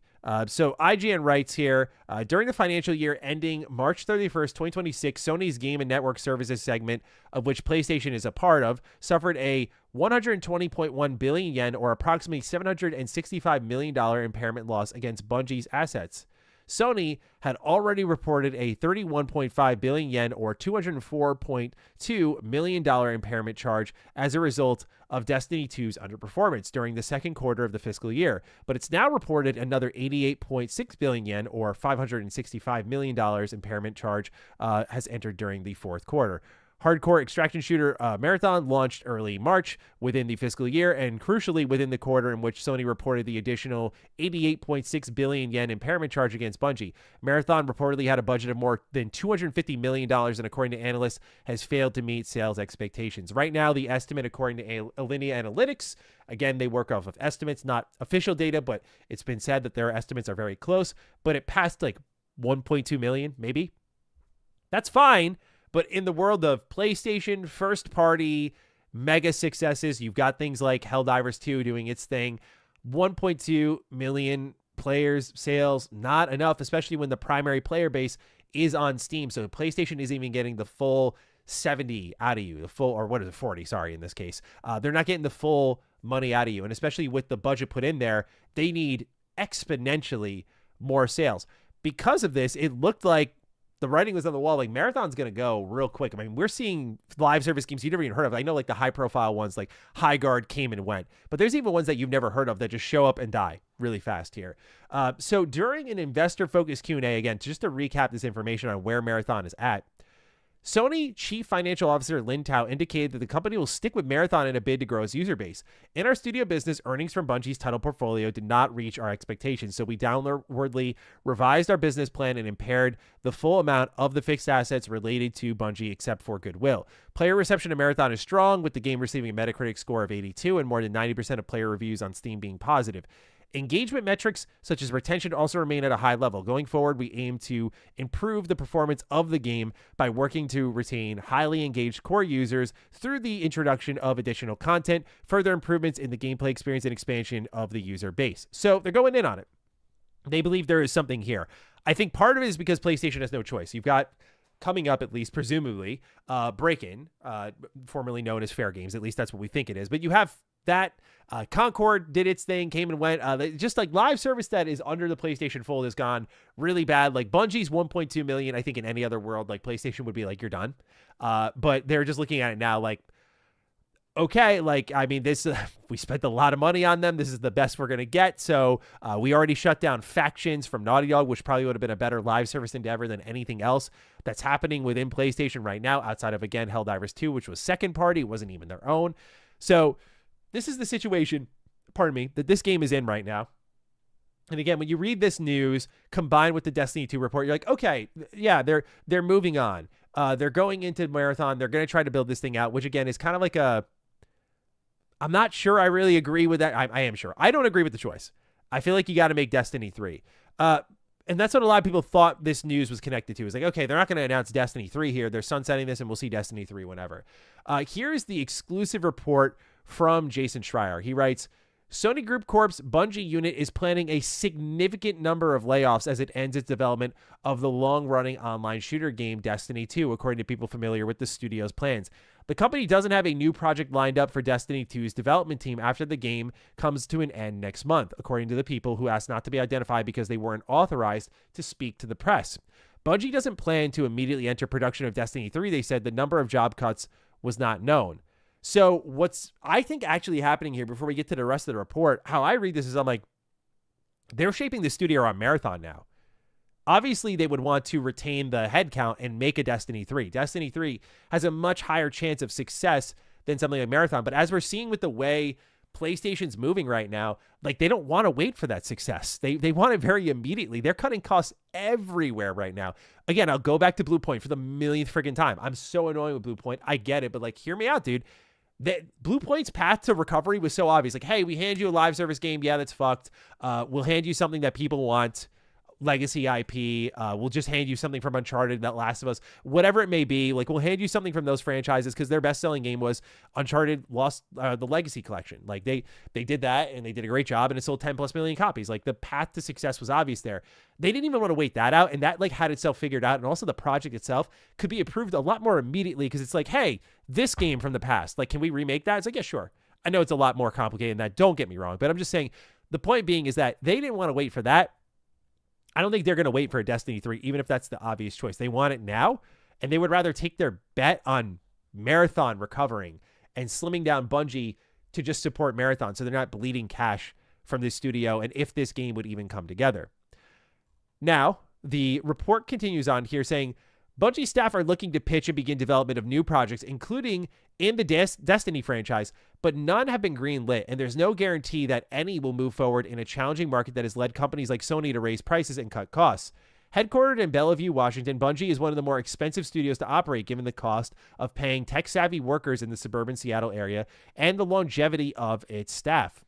Bungie is also investing more into the extraction shooter Marathon, which has not met sales expectations since its March release, but which the company hopes will find a player base over time. The studio has moved some staff from the Destiny team to Marathon in recent months, and we did see that Marathon laid out an entire roadmap of what's to come for that game. And it's a lot. I mean, they are listening to feedback there. I think Bungie's done a good job. I think it's satisfying the hardcore player base, but now they're going more into like, how do we get people with like PvE modes, PvP modes? So they're providing more ways to access the game. Again, I'll just go back to Maddie's age-old talking point. This sucks mainly because I think the extraction shooter genre sucks. I don't think it's compelling for a lot of people to go through that user pain that type of genre provides over and over with different games. I think it's a good genre in that you find your home base and you stay there. So you've put so much into Arc Raiders, which now passed recently, I think 16 million copies sold. There's momentum there. The psychological factors there, like people are just seeing it continues to grow. There must be something good here. Everything's working right now for Arc Raiders. Tarkov's there, right? People have put time and effort and energy into these extraction shooters. And I know there's differences between, say, a Marathon and something like an Arc Raiders, where it's like, oh, third person versus first person. The universes are different. The stories are different. The way they handle them is different. Marathon is more hardcore, whereas something like a Arc Raiders is more co-op driven. Like, all these things are very fair to say, but I think for the player, it's not a genre you want multiple of, same way you didn't want multiple battle royales. You know, you don't want multiple of a thing. You kind of want, you have your home base. And I think it's the same deal here, but companies are learning that like this genre isn't as flexible as they thought it was. And my only hope is that for Halo, which is apparently moving into this genre next, that they don't meet the same fate, because I just want Halo to succeed.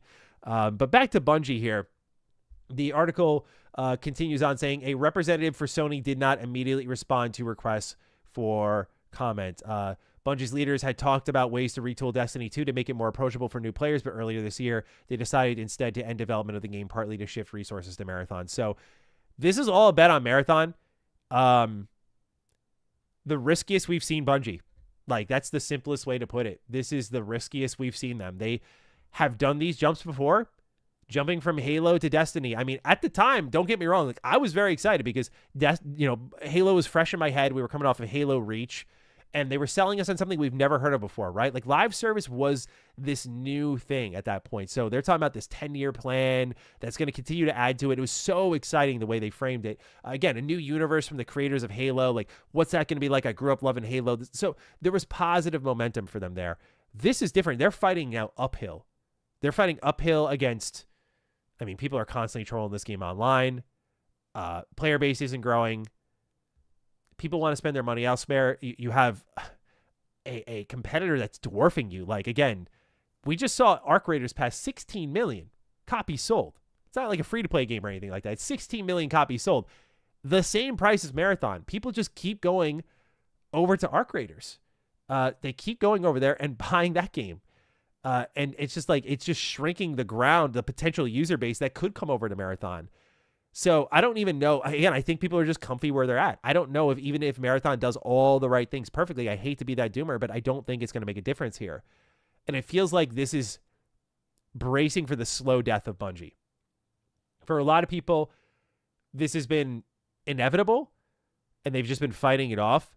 A lot of people have also said this comes from this company's leaders inflating its value, selling it off, taking their golden parachute out and leaving Sony with a bunch of like baggage where it's like, we got to make our money back. We spent so much on this, and trimming things down. Whereas the people who took the golden parachute, they're rich for life.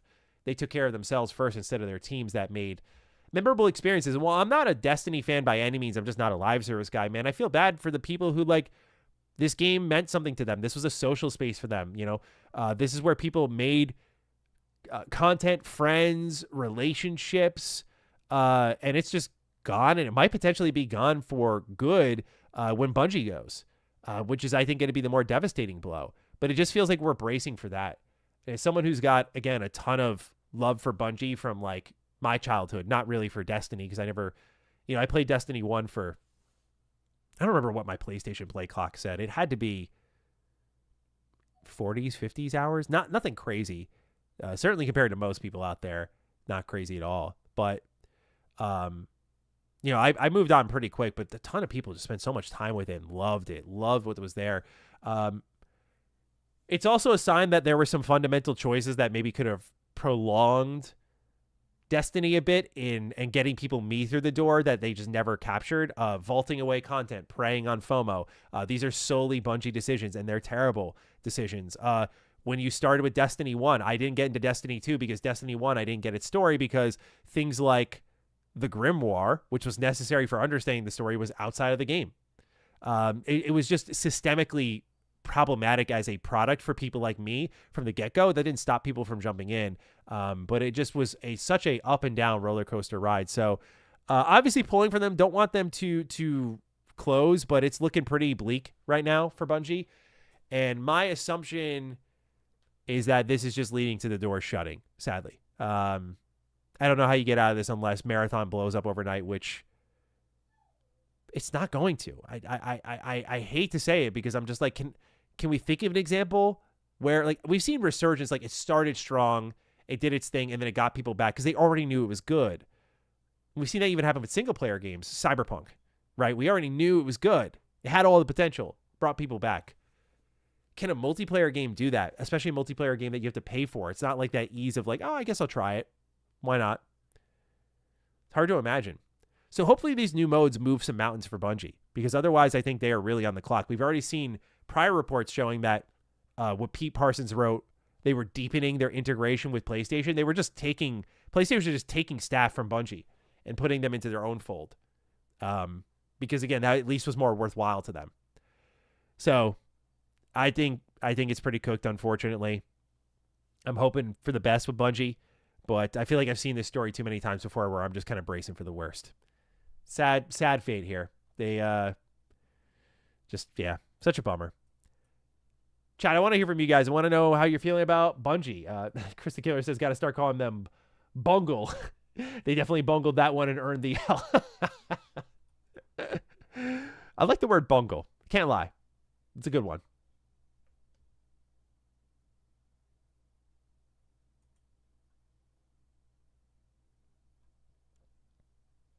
Marathon won't be Fortnite. I'm not delusional, but it is possible. I'm glad you have more faith in me. Maybe I'm being too much of a doomer.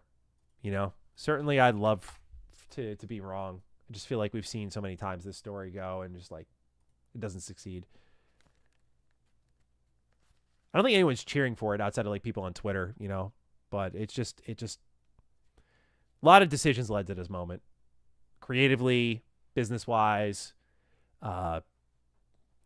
it seemed like they had a plan to continue supporting Destiny at the same time as Marathon, but I think the full shift to Marathon isn't going to like bolster that thing. I think it's just going to be like whatever Marathon crew exists plus like 10, because most of those people are going to end up fired.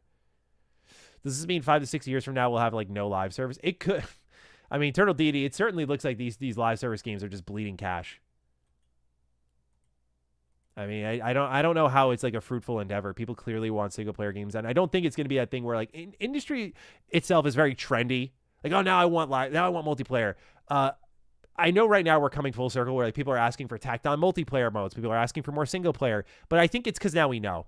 I don't think it's going to be like 10 years from now. We're like, man, remember when we got our games like piecemealed to us and we were paying for expansions constantly and we were like having content vaulted from us? I don't think people are going to be like, yeah, dude, those are the good days. Like, I think we're very aware of what the good days were, what the bad days were. I just think we know better now. And I think the industry needs to course correct. And I think some parts are like Sega is, you know, I think Sega is, they shut down, what was it? Super Game. So there are some that are just realizing the juice ain't worth the squeeze. Let me send this over to Emmett here.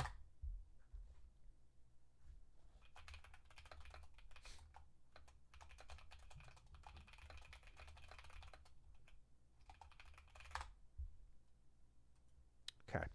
That's all our slot for today, guys. Thanks for being here for that. All right.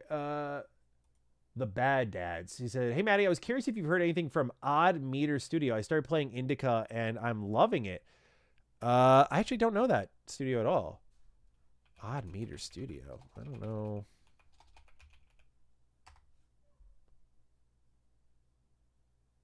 Independent game developer. Originally based in Moscow, Russia, now headquartered in Kazakhstan. Best known for developing Indica, surreal narrative-driven. Oh, I've seen this game. Yeah. No, I don't know anything about them, man. I'm going to be honest with you. Completely in the dark on it, but I'm glad that you are loving it. Certainly one worth checking out, maybe. It's a crazy name, bro. One Pump Man. Marathon can get the same Destiny treatment, though. It needs to be a full package with campaign and PvE modes also. There's plenty to lore there. Yeah. I guess if they go, like, campaign, like, that's the thing that I felt like Overwatch was missing. And Overwatch got by without needing the campaign eventually, but it felt like that was the thing they had to add. And they eventually abandoned ship on that. So, I mean, I think it would be cool. That would pull me in, like, a marathon campaign. If it was like, yep, we're doing a straight up single player campaign. It's like, yep, sure, sounds good. Sounds good to me. But do they have the resources to do that? Do they have the production timeline, the budget to do, like, just so many questions. So again, I think this is a lot about stripping Bungie down to make them cheaper to run. They already know they're not going to get their money back.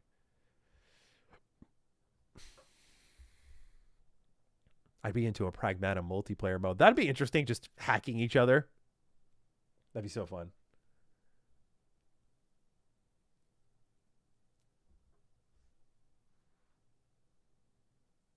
Thanks for the finely selected slop. My pleasure. My pleasure. Yeah, dude. We've been having some good slops lately. I feel like I've kind of found the cadence. The channel's the most unpredictable thing I've ever ran. Like, me and Emmett talk about it all the time. Like, I'll bring it up right now. Hang on. Like, so funny. Yeah, just look at it. It's so funny. Like, okay, I'm scrolling through this channel. We're just like, okay, cool. Like, people like Steam Machine stuff. Okay, cool. People like, where's the GTA thing? Like, okay, 44K on GTA. Like, oh, that's really good. Yeah, we should just keep, like, covering it. Sure, like, this is a hot button thing. 21, like, price is more than you think. Then, like, oh, man, new pre-order leaking a trailer soon. It's like 13K. It just, like, whittles off. Meanwhile, like, Lego Batman, boom, 43. It's like, fuck, that's crazy. But then, like, Star Fox, jack shit. Live service games finally die. It's like, cool. But then, like, all the PlayStation news just bad. We really don't know. This started off terribly and just gained views. It's so hard to predict, and that's what's good about it too. Is like, you just never know what's going to do well. Like, if we look at popular, you can see here it's just like random shit. Like, of course, there's some Bethesda and Xbox stuff, but like, here's Mass Effect. But then, like, our other Mass Effect stuff didn't do as well. But honestly, the channel's been going as great as I could ever imagine. Like, we were really taken back by like how well it's performed. So no complaints, but just it's so funny. Like, these, if our PlayStation videos have been anything to go by, like this video that we did here, the slop we did here, it should perform within line with these. Is where our brain's at right now. Like, okay, let's talk about Bungie. Let's talk about the PlayStation Showcase. But like, one of them is probably going to do randomly good, and then we'll have that moment of like, so are people like really into PlayStation? Like, this topic specifically? There's no like data backing it up. It's just like whatever people feel like clicking on. It's so funny to think about. Just the YouTube algorithm is like super weird. It's why I don't abide many decisions by it, because it's just like, I don't know. I don't know, truly.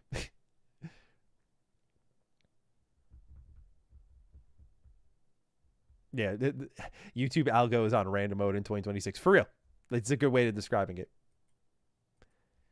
But I think that does encourage a lot of experimentation. It's for someone like me who likes formats, who likes structure, who likes stability, who likes to kind of line things up that way. I personally can get caught in a rhythm, can get caught in a pattern. So this has kind of got me on my toes a bit in a good way. Just being like, all right, it's going to flop anyway. Fuck it. Let's do it. And it does really well. It's kind of cool.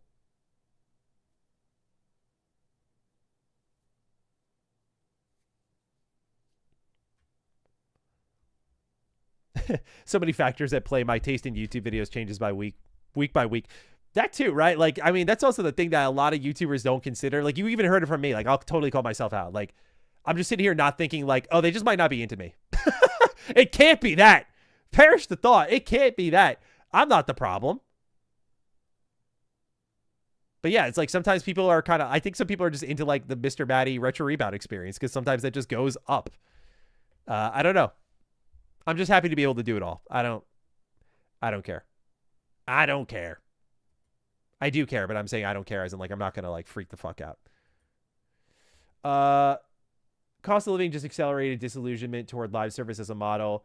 It'd be more of a footnote if it wasn't paired with gases like $4. That's, yeah. So it's such like a shoe-in though, right? Like when we're talking about it, we're all assuming we're in the same boat, right? Like we're all sitting here like, yeah, man, how much were your groceries this week? Oh, like 300 just for like 2 of you? That's fucking wild. Yeah, dude, me too. And I also have like 2 other mouths to feed though. Crazy. So, yeah. Very good points, man. Very good points. And the annoying part is we just have to, I guess, wait it out. I don't know. Things going to get cheaper.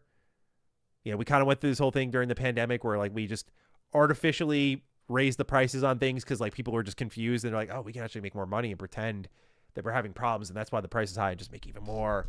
It's evil, bro. It's so fucking evil. Oh, thank you, Turtle Deity. I'm glad I'm a constant for you. 10 years is wild. Thank you, though. I watch all channels as background noise while I game. That works too. Did we already talk about the Xbox Game Store launching the Halo merch is sick? Are you talking about like a gear store?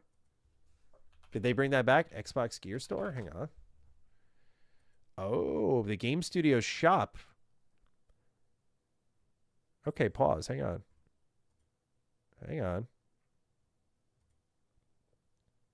Let's see what we got here. Dude, with these pop-ups. All right, let's look together. Halo gear, Master Chief Origins hoodie. Yeah. Compared to the hoodie that I got, I hate to be that guy. Like, yeah, mine's better though, but it is. The like OG shit. I mean, do they have any other Halo stuff?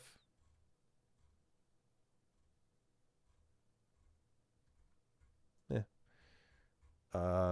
Forza Collection. Get the fuck out of here now. Let's see here. What else we got? Outer Worlds 2 t-shirt. Senua Saga. Like, really? It's just like the game logo with the... This looks like AI. Oversized mouse pad. That's cool, though. I actually might be... that might be...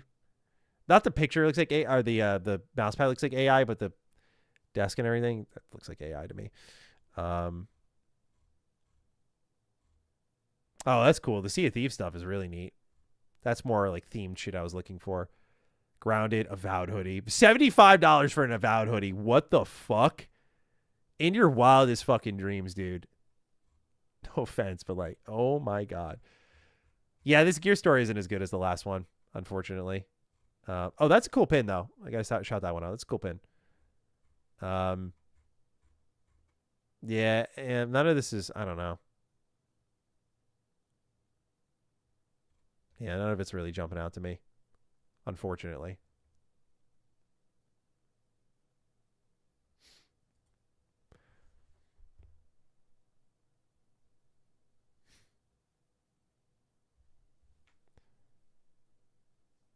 That's a good point. Someone said for Avowed's hoodie, the game didn't even cost that. It's so true. $75 for a logo hoodie is crazy. That's also a good point. This hoodie here, where is it? This hoodie here, I promise you I can make this hoodie. I could do an iron-on and make this hoodie for like fucking like $15. If I grabbed a blank hoodie at like a thrift store and then just ironed on the Avowed stuff, like, dude, 75. Wait, how much is like the other hoodie? They're just all $75 hoodies. Discover Japan. The back of this hoodie is cool. ODST is kind of nice, but I don't know. Their older gear store was way more like, this is more generic. Like, it's Halo. It's, you know, Outer Worlds 2 logo shirts, Senua Saga logo shirts. And it's like, I think you need more original designs, in my opinion. I'm glad they brought it back, though. That was missing, for sure. No Fable merch, Red Bandit. Yeah, which is also a shame. I would have totally looked for some Fable merch. I'm sure they'll add it, though, because it's called the Xbox Game Studios merch shop, so I'm sure they'll add some there, and that would be cool. Lost Odyssey hoodie would be sick. That'd be fucking awesome, bro.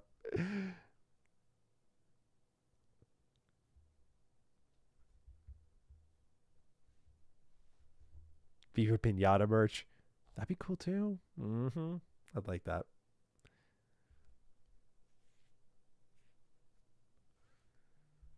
Too lazy to even use AI designs. Yeah. Yeah, it's just logos. Just, hey, remember this game?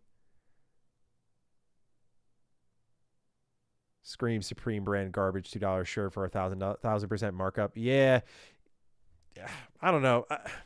I just, it's so funny. That's why I thrift stuff, because I just, not to like beat that drum again, but like I thrift stuff because, again, I know I'm getting scammed. Why would you buy new clothes when you know you're getting scammed? You know these shirts cost nothing to make. They're either going to a landfill or like it's just not worth it. Like why participate in any of that? Why participate in being scammed? All the shit it can do to the environment. Why not just take someone else's clothes, put them in the washing machine, and good to go? Oh, there's the legend. Dave Wonder is back. Since then, I missed the last streams. I've been watching the VODs, though. But, Maddie, with the new Infamous rumors and prototype rumors, will we have another Infamous prototype war? Also, will prototype be Xbox exclusive? I don't think prototype will be Xbox exclusive. But Infamous prototype war? Dude, reliving that as an adult would be the sickest thing ever. I would fucking love that. I would love that. I didn't even think of that when both these rumors popped up. See, Dave was there, man. I know this is Dave's favorite game of all time in prototype because he was there for that shit. Dave the legend. Let's go, Dave. Hope you're doing well. Hope Fallout 3 was treating you well. Thanks for being here, man. It's good to see you. But I just want to see, because here's the thing. People are tearing each other apart in the magazines over Infamous and prototype and forums. Can you imagine? Can you ever imagine what that would be like nowadays? Actually, prototype isn't really as good as something like Infamous because it's just an edgy protagonist. Fuck you, man. That early 2000s angsty energy is my spirit animal. I want that shit. Cole McGrath could never. But Cole McGrath has great morality choices. I love that shit too. I like my cake. I like my ice cream. I like my juicy lobster. I like my buttery lobster and my juicy steak, whatever the fuck it is the kids say. Yeah, both games are awesome. What a cool era for superhero games too. We need more of that. That's basically what we experienced at that point in time, was what is kind of started to happen a few years back when we got, like, during the Marvel wave, you got The Boys and you got Invincible. It's like, oh man, these are just like fucking different from what we're getting now. I just watched The Boys finale. No spoilers, of course, but I liked it. Yeah, you know, I think it could have been done better in a lot of ways. I think they pissed away way too much time with season 4. I think the writing fell off a lot, but like I also am really entertained by the show. It's just funny. But it went from like this is must watch with seasons 1 and through 3 to it's good. You know, I think people comparing it to like what happened with Game of Thrones and whatnot, crazy. Because it's still like the concept of superheroes just being assholes and like busting people's heads wide open and shit. I don't know. I like that stuff. Or the way Invincible handles things. I've only seen season 1, by the way. That first episode, that tone setter with Omni-Man, so good. That's so good, man. So I just feel like that we experienced that early, what it was like to just get in the middle of like the early 2000s Marvel wave, where it was like, oh, here's Raimi's Spider-Man, here's Ang Lee's Hulk, here's Prototype, and here's Infamous. Like, dude, so cool. So cool. Another kick-ass movie would be sick, yeah. Turtle Deity says Invincible's S tier. Yeah, I got to catch up on that. He says about the other shows he's got to catch up on. I discovered an anime today called Monster. And I'm talking like it's this brand new thing. It's a 1990s anime that's apparently, like, I was texting my friend because I saw a picture of what I think is the main protagonist. And I was like, hey, do you know anything about this? Just there's certain types of like looks. Hold on. I'll just bring it up. There's certain types of looks on characters that just really appeal to me. Monster anime Kenzo.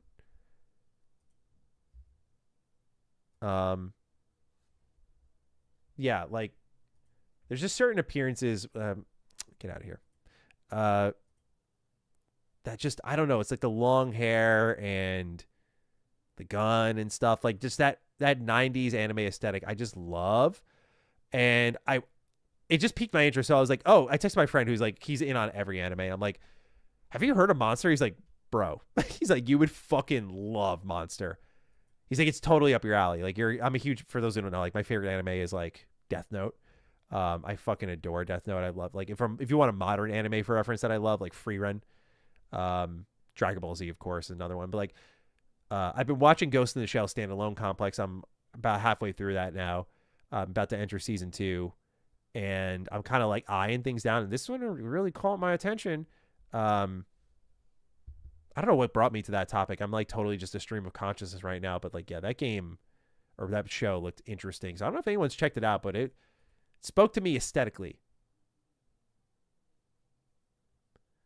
The anime Parasite is Prime, Mr. Matty. I have watched Parasite. I love Parasite. Very good. Drawn Out brought up ReZero. That's another one my friend recommended to me. Good to see you, by the way, bro. Yeah, ReZero I've heard is really fucking good. Danny, why are you saying I'm LARPing, bro? I don't front like I'm the biggest anime fan. Come on now. Don't hate on me like that. I'm not fucking LARPing. How am I LARPing? Because I'm just jumping around some fucking some anime here? Come on now. Don't hate. I've heard good things about Psycho-Pass. Yeah, that's good. That's what I was going to watch. That sort of like crime-driven animes always kind of appealed to me. I was on prototype side back in the day, but I would be on both sides this time. We need a return of 2 greatest of all time hero games that weren't famous heroes. Also, Fallout 3 is awesome, by the way, not finished yet. Okay. Good to hear it's delivering, bro. Yeah, we got to support both. We need both to do well so they don't just disappear again. Although Infamous got a lot of support. Prototype deserved more, in my humble opinion. Mr. Matty LARP's new channel. Yeah, just like have me just like fraud on shit for like 10 minutes at a time. Just pretend I know what I'm doing.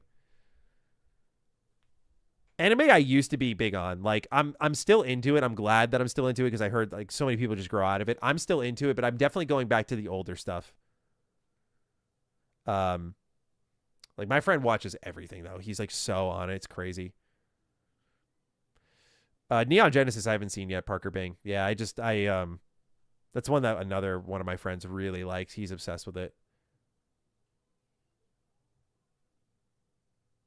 Matty looks chilled as fuck. I am, dude. Once the slop stuff is done, I'm just like leaning back. I'm like, cool, we're good. We're good. Let's hang, let's chat, let's have some fun. Let's relax a little bit. I haven't drank any water this whole stream though. Pardon me, I drank just really loud there. Because now my YouTube day is about to end. I'm looking at my schedule here, and I get to go work on the game after this. I am gonna take 5, but that's tonight's task, so I can just take the weekend off. Short anime like Cowboy Bebop and Samurai Champloo are my jam. Yeah, that's one. Yeah, those are 2. Add them to the list. This is why I said, when the dude called me a LARPer, Danny, I hope you're still here, bro. You're living rent-free in my head. Call me a LARPer. It's like, bro, like I straight up, like there's so many old, I guess does that make me a LARPer at the end of the day? Kind of, maybe a little bit. I watched you since 2014. I couldn't hate. Bro, it's okay. Like, hold me accountable. I'm just saying, dude, Danny, you got me insecure now, Danny. I'm like, dude, maybe I do got to just lock the fuck in. I'm out here talking about Naruto from 2006 and 2026. Like, what? Who the fuck am I? Who do I think I am? I have no meaningful anime opinions. Maybe Danny's the call out I needed. I have read Solo Leveling, Z-Bat. Have you read Solo Leveling, Danny? Yeah? I don't think so. How about that, pal? Danny, I hope you know I'm kidding with you. Would you ever consider putting your game on Game Pass or another service like PS Plus? Yeah, of course. You know, it's got to make sense, but like, of course. I just want people to play it, and I want us to have like a secure future as a team. Those are the 2 things I care about most. Got to take care of the team at this, like they're of equal importance. Like I want as many people to reach the game as possible, so it's got to be like fairly priced too. But also like I got to make sure it's in a, you know, we're all in a place where like this team is going to be sustainable for the long run.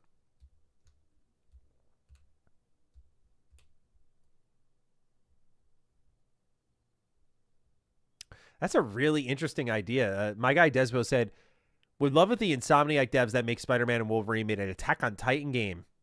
Imagine having the swinging and slashing. You should play the Attack. I'm sure you have if you're talking about Attack on Titan games, but I thought the AOT games by Koei Tecmo were really good. I thought they got that feeling down pretty well.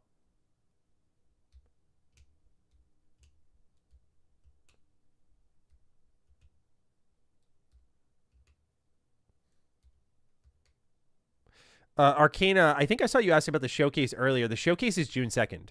The whole idea of this show is gaming news. When we're reacting to a showcase, you'll know it. It'll be like in the thumbnail. The caption will literally say live reactions, and like you'll know 100%. So if anyone's ever doubting like is it a showcase or not, like it'll be very clear because it'll say live reactions in the caption. So just an FYI on that. Don't want to waste your time. 3DS one is underrated. I never played the 3DS one, Ice Cap Lord, but yeah, the Koei Tecmo AOT games kick a lot of ass in my opinion.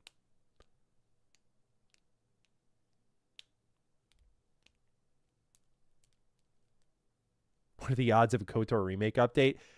Parchment, against my just to protect myself, I'm just letting it come to me. If June 2nd we get an update, you'll probably hear me from wherever the fuck you live because I'll be screaming so loud. All right, this is my first time asking, but someone else did earlier. Okay, my bad then. Yeah, I apologize for that. Yeah, I don't try to mislead you guys with the title, so I apologize if you felt misled. You should actually watch Invincible at its peak. Danny, I'm LARPing on that one, bro. I watched the first season and I was like, oh, wait for season 2. And then season 2 took forever. And then they actually like got their shit together and like 3, 4 with 5 is out now. I'm definitely a LARPer for Invincible. Openly, though. Love the first season. Got nothing but good things to say about it. At this point, I got to rewatch the show from the start to reconnect with everything.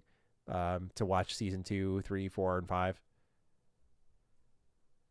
Still a bit worried about KotOR combat, but remain open. Kyle, yeah, I get where you're coming from. I'm more open to combat changes. It's the story changes that have me worried. Bad Dads wants a Killzone remake. That'd be sick. I'd be for that. Sony Interactive Entertainment presents, followed by a pan down of the surface of a planet, the Endar Spire falling under attack. Don't get my hopes up, bro. Enough of that. You guys gotta pipe down over there. Oh, I forgot about this game. Speaking of demons and samurai, have you gotten around to Neo 3? No, I never did get around to that one, did I? Jeez, that really came and went. Yeah, I feel bad. I've always played their games, man. That just shows how too busy. Not right. Guacamole, I did see the tweet about the MK9 remaster. What ended up winning that poll? Let's see. I don't know if it's still ongoing or not.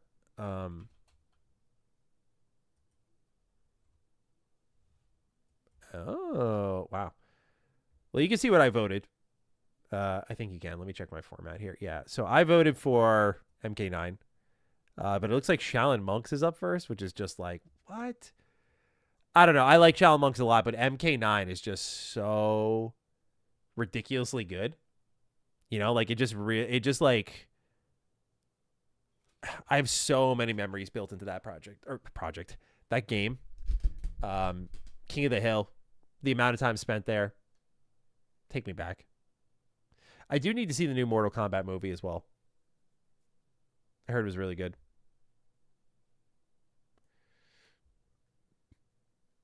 Have there been any updates to the Fallout 3 remake? Alpha Dude, none that we know of so far. Last update we had, I covered. It was about the action figure. Basically honing in that this is like the most publicly known game that Bethesda has yet to announce.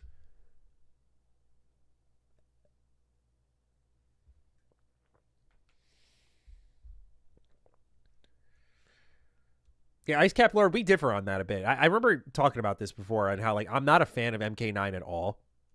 I played as the guy with the bow staff. I literally have a video on my channel.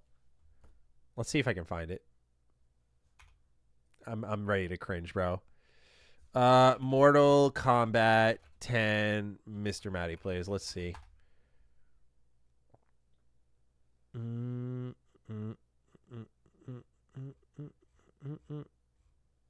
Do I not have it anymore? Let me just type in Mortal Kombat MrMattyPlays. I know I made a video.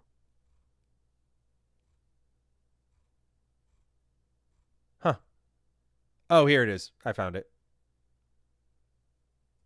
Okay. Who wants to go down memory lane, bro? You guys want to see how toxic I can be in a fighting game? We're gonna do a live reaction to my own content. I don't know what I'm gonna warn you in advance. I was in college for this, or no, was I in college? This is 20. When did this game come out? Hang on. All right, yeah, I was in college, so I probably say some out of pocket shit in this video. I'm just warning you in advance. Let's see what we got. It is me, the king, the beast, the Matty. I feel bad for the kids in this lobby right now because I'm about to give them the biggest slap of their life. I am dirty at Mortal Kombat, ladies and gentlemen. So just prepare yourselves for what I'm about to do to these people, okay? Oh boy, it's my turn. I'm going to make such quick work out of this guy. I was just watching I'm so cringe, dude. I can't. This dude couldn't hold a combo to save his fucking life. I am so stoked to fight this guy right now. You hear me? I'm literally talking shit before I even fight this dude. All right. This is already crazy. All right. Bad start. Okay, really bad start.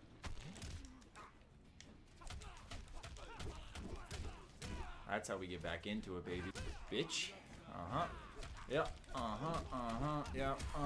Ooh, breaker. Ooh, someone plays fighting games. Oh, shit. See you later. Oh, what? Oh. I only know one combo, bro. Bread and butter. Just start in the air. You can put up a fight, but you still will get on your knees and bow down to the Matty. Oh, you lucky son of a bitch. Oh, that was good. I see what he does now. Okay, I have his little tactic. Just hit him with the same combo. High and then he attacks low. Dude, I love how I'm talking so much shit and I know one combo with this character. And you'll watch the whole video, I just run this combo. Bitch, I got an arrow. Yep, we got him on the ropes here. Yep. Adios, cocksucker. Thank you very much for coming. I will now just, oop, wait. Oh, what is it? No, come on. Oh, no, fuck. Victory number 1, bitches. Shut your mouth. I don't care if I didn't fatality him. Dude, I hate myself. Why'd I say that? I didn't care if I didn't fatality him. He choked. Oh! He had me on the ropes. I went dead silent. Got him. Oh, I barely fucking got him with that. That had crazy range, bro. How far did I hit that guy out from? He had me on the ropes. I went dead silent. Okay, dude, look at that space. That's crazy how much distance I cover there. Got him. Oh, I barely fucking got him with that X-ray. I just caught him at the tip of my fucking staff. That's what she said.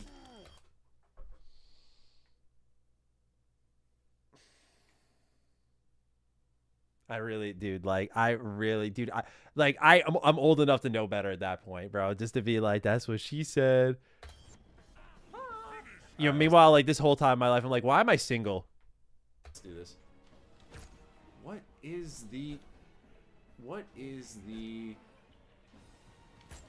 I can't do my brutality or my fatalities. I forgot them.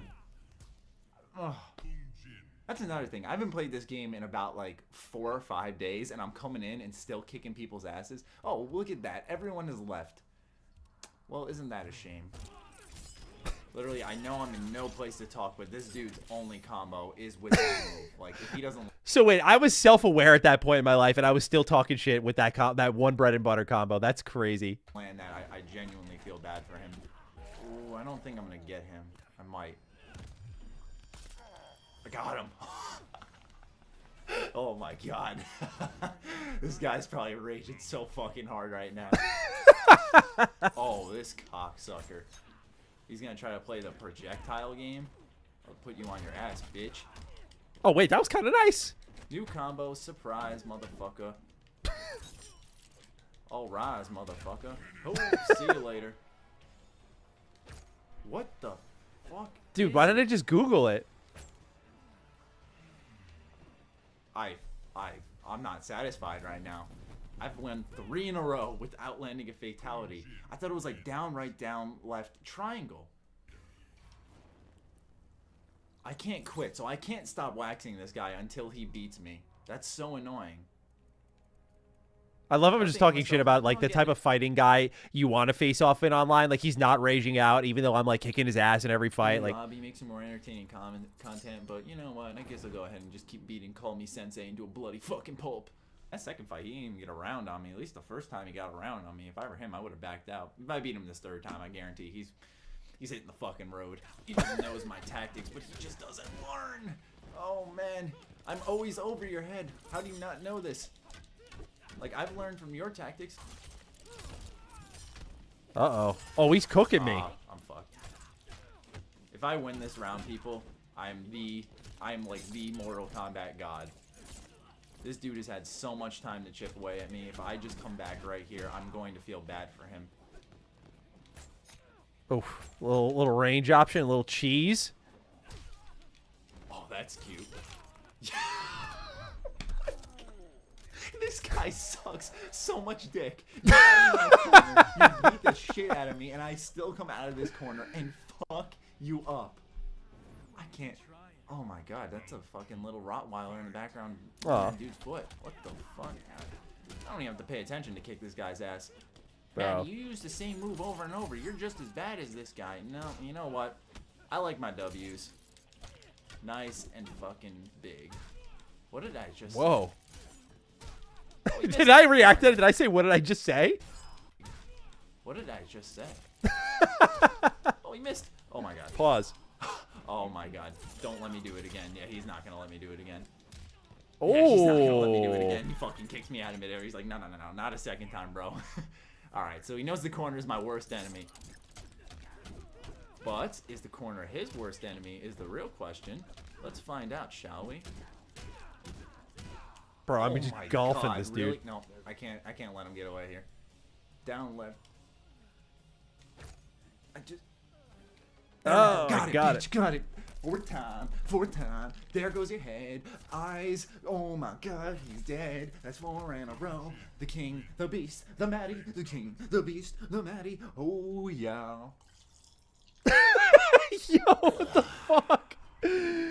You suck, Call Me Sensei. You suck. This poor guy, bro. I wonder if he's like in the comment section at all.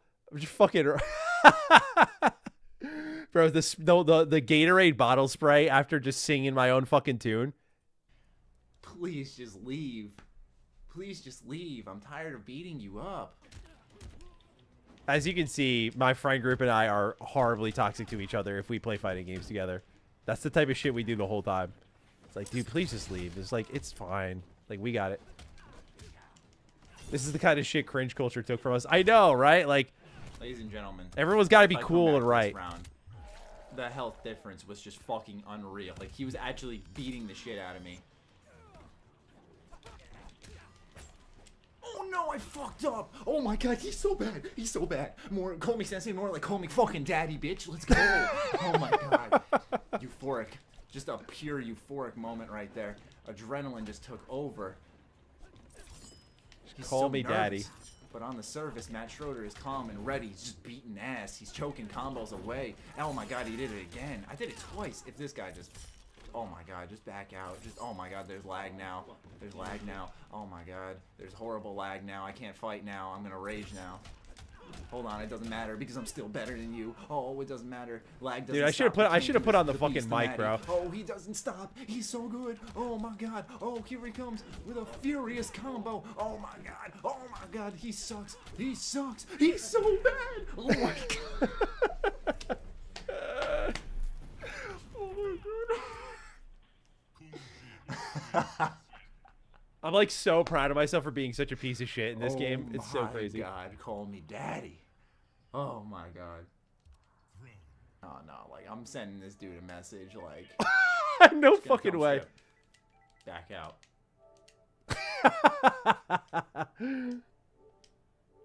Bet his stomach just dropped when he saw my name pop up. He was like, oh no, dude, this guy's about to talk shit to me.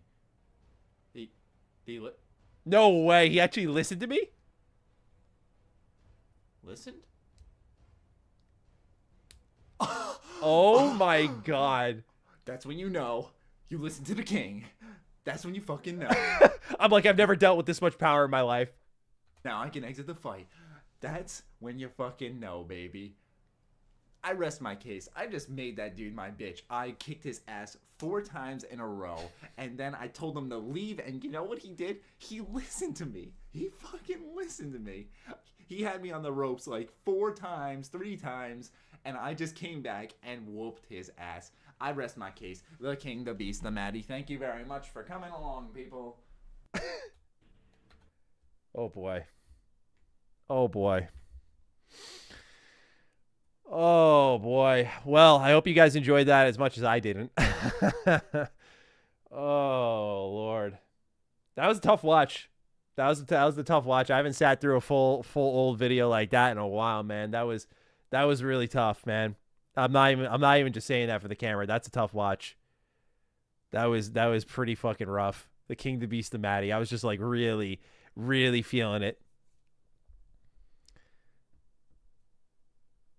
Man. I love how I told him to back out. That shit's so crazy, bro. Told him to back out and he actually listened to me.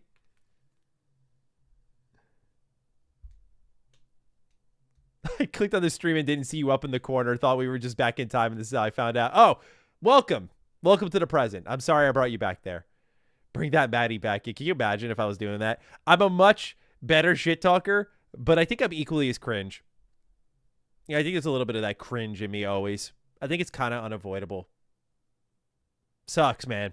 It sucks. But that's just unfortunate. You're born with it. You can't really shake it off.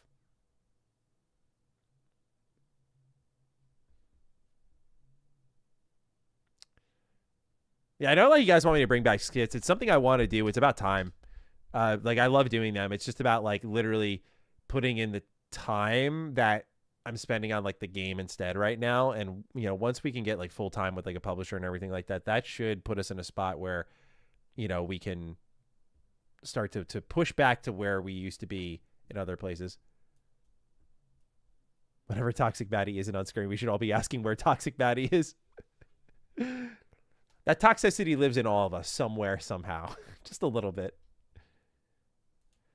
I will say this. That video is like super cringe, but I don't remove those things because it's fun to look back at certain pockets of YouTube and just like how casual shit was. Like me just ripping open the fucking messages mid-match, mid-video, just putting it all out there. The fact that the guy left, though, is so crazy. I find it to be the funniest shit of all time. He actually, yeah. Anyway, as you can tell, even though the reason we even saw that video, I was not a big fan of MK10. Like, I think that might have been one of the last times I played it outside of the video we did on Retro Rebound. Like, I think I played it and I was like, all right, I literally said, I'm satisfied. I rest my case. There was no need to get better. None of my friends picked up the game, so there was no one to play with. So I just moved on from 10 really quickly.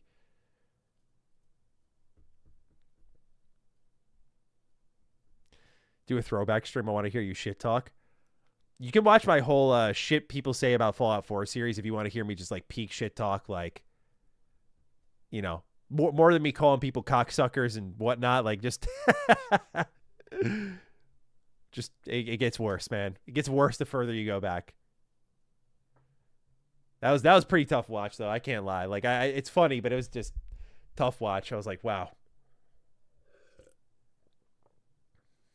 I remember Dream Park bringing up your cringe haircut on punching up for a review. He's not wrong, bro. My shit was like, I had helmet hair. Like, it was just so flat against my head.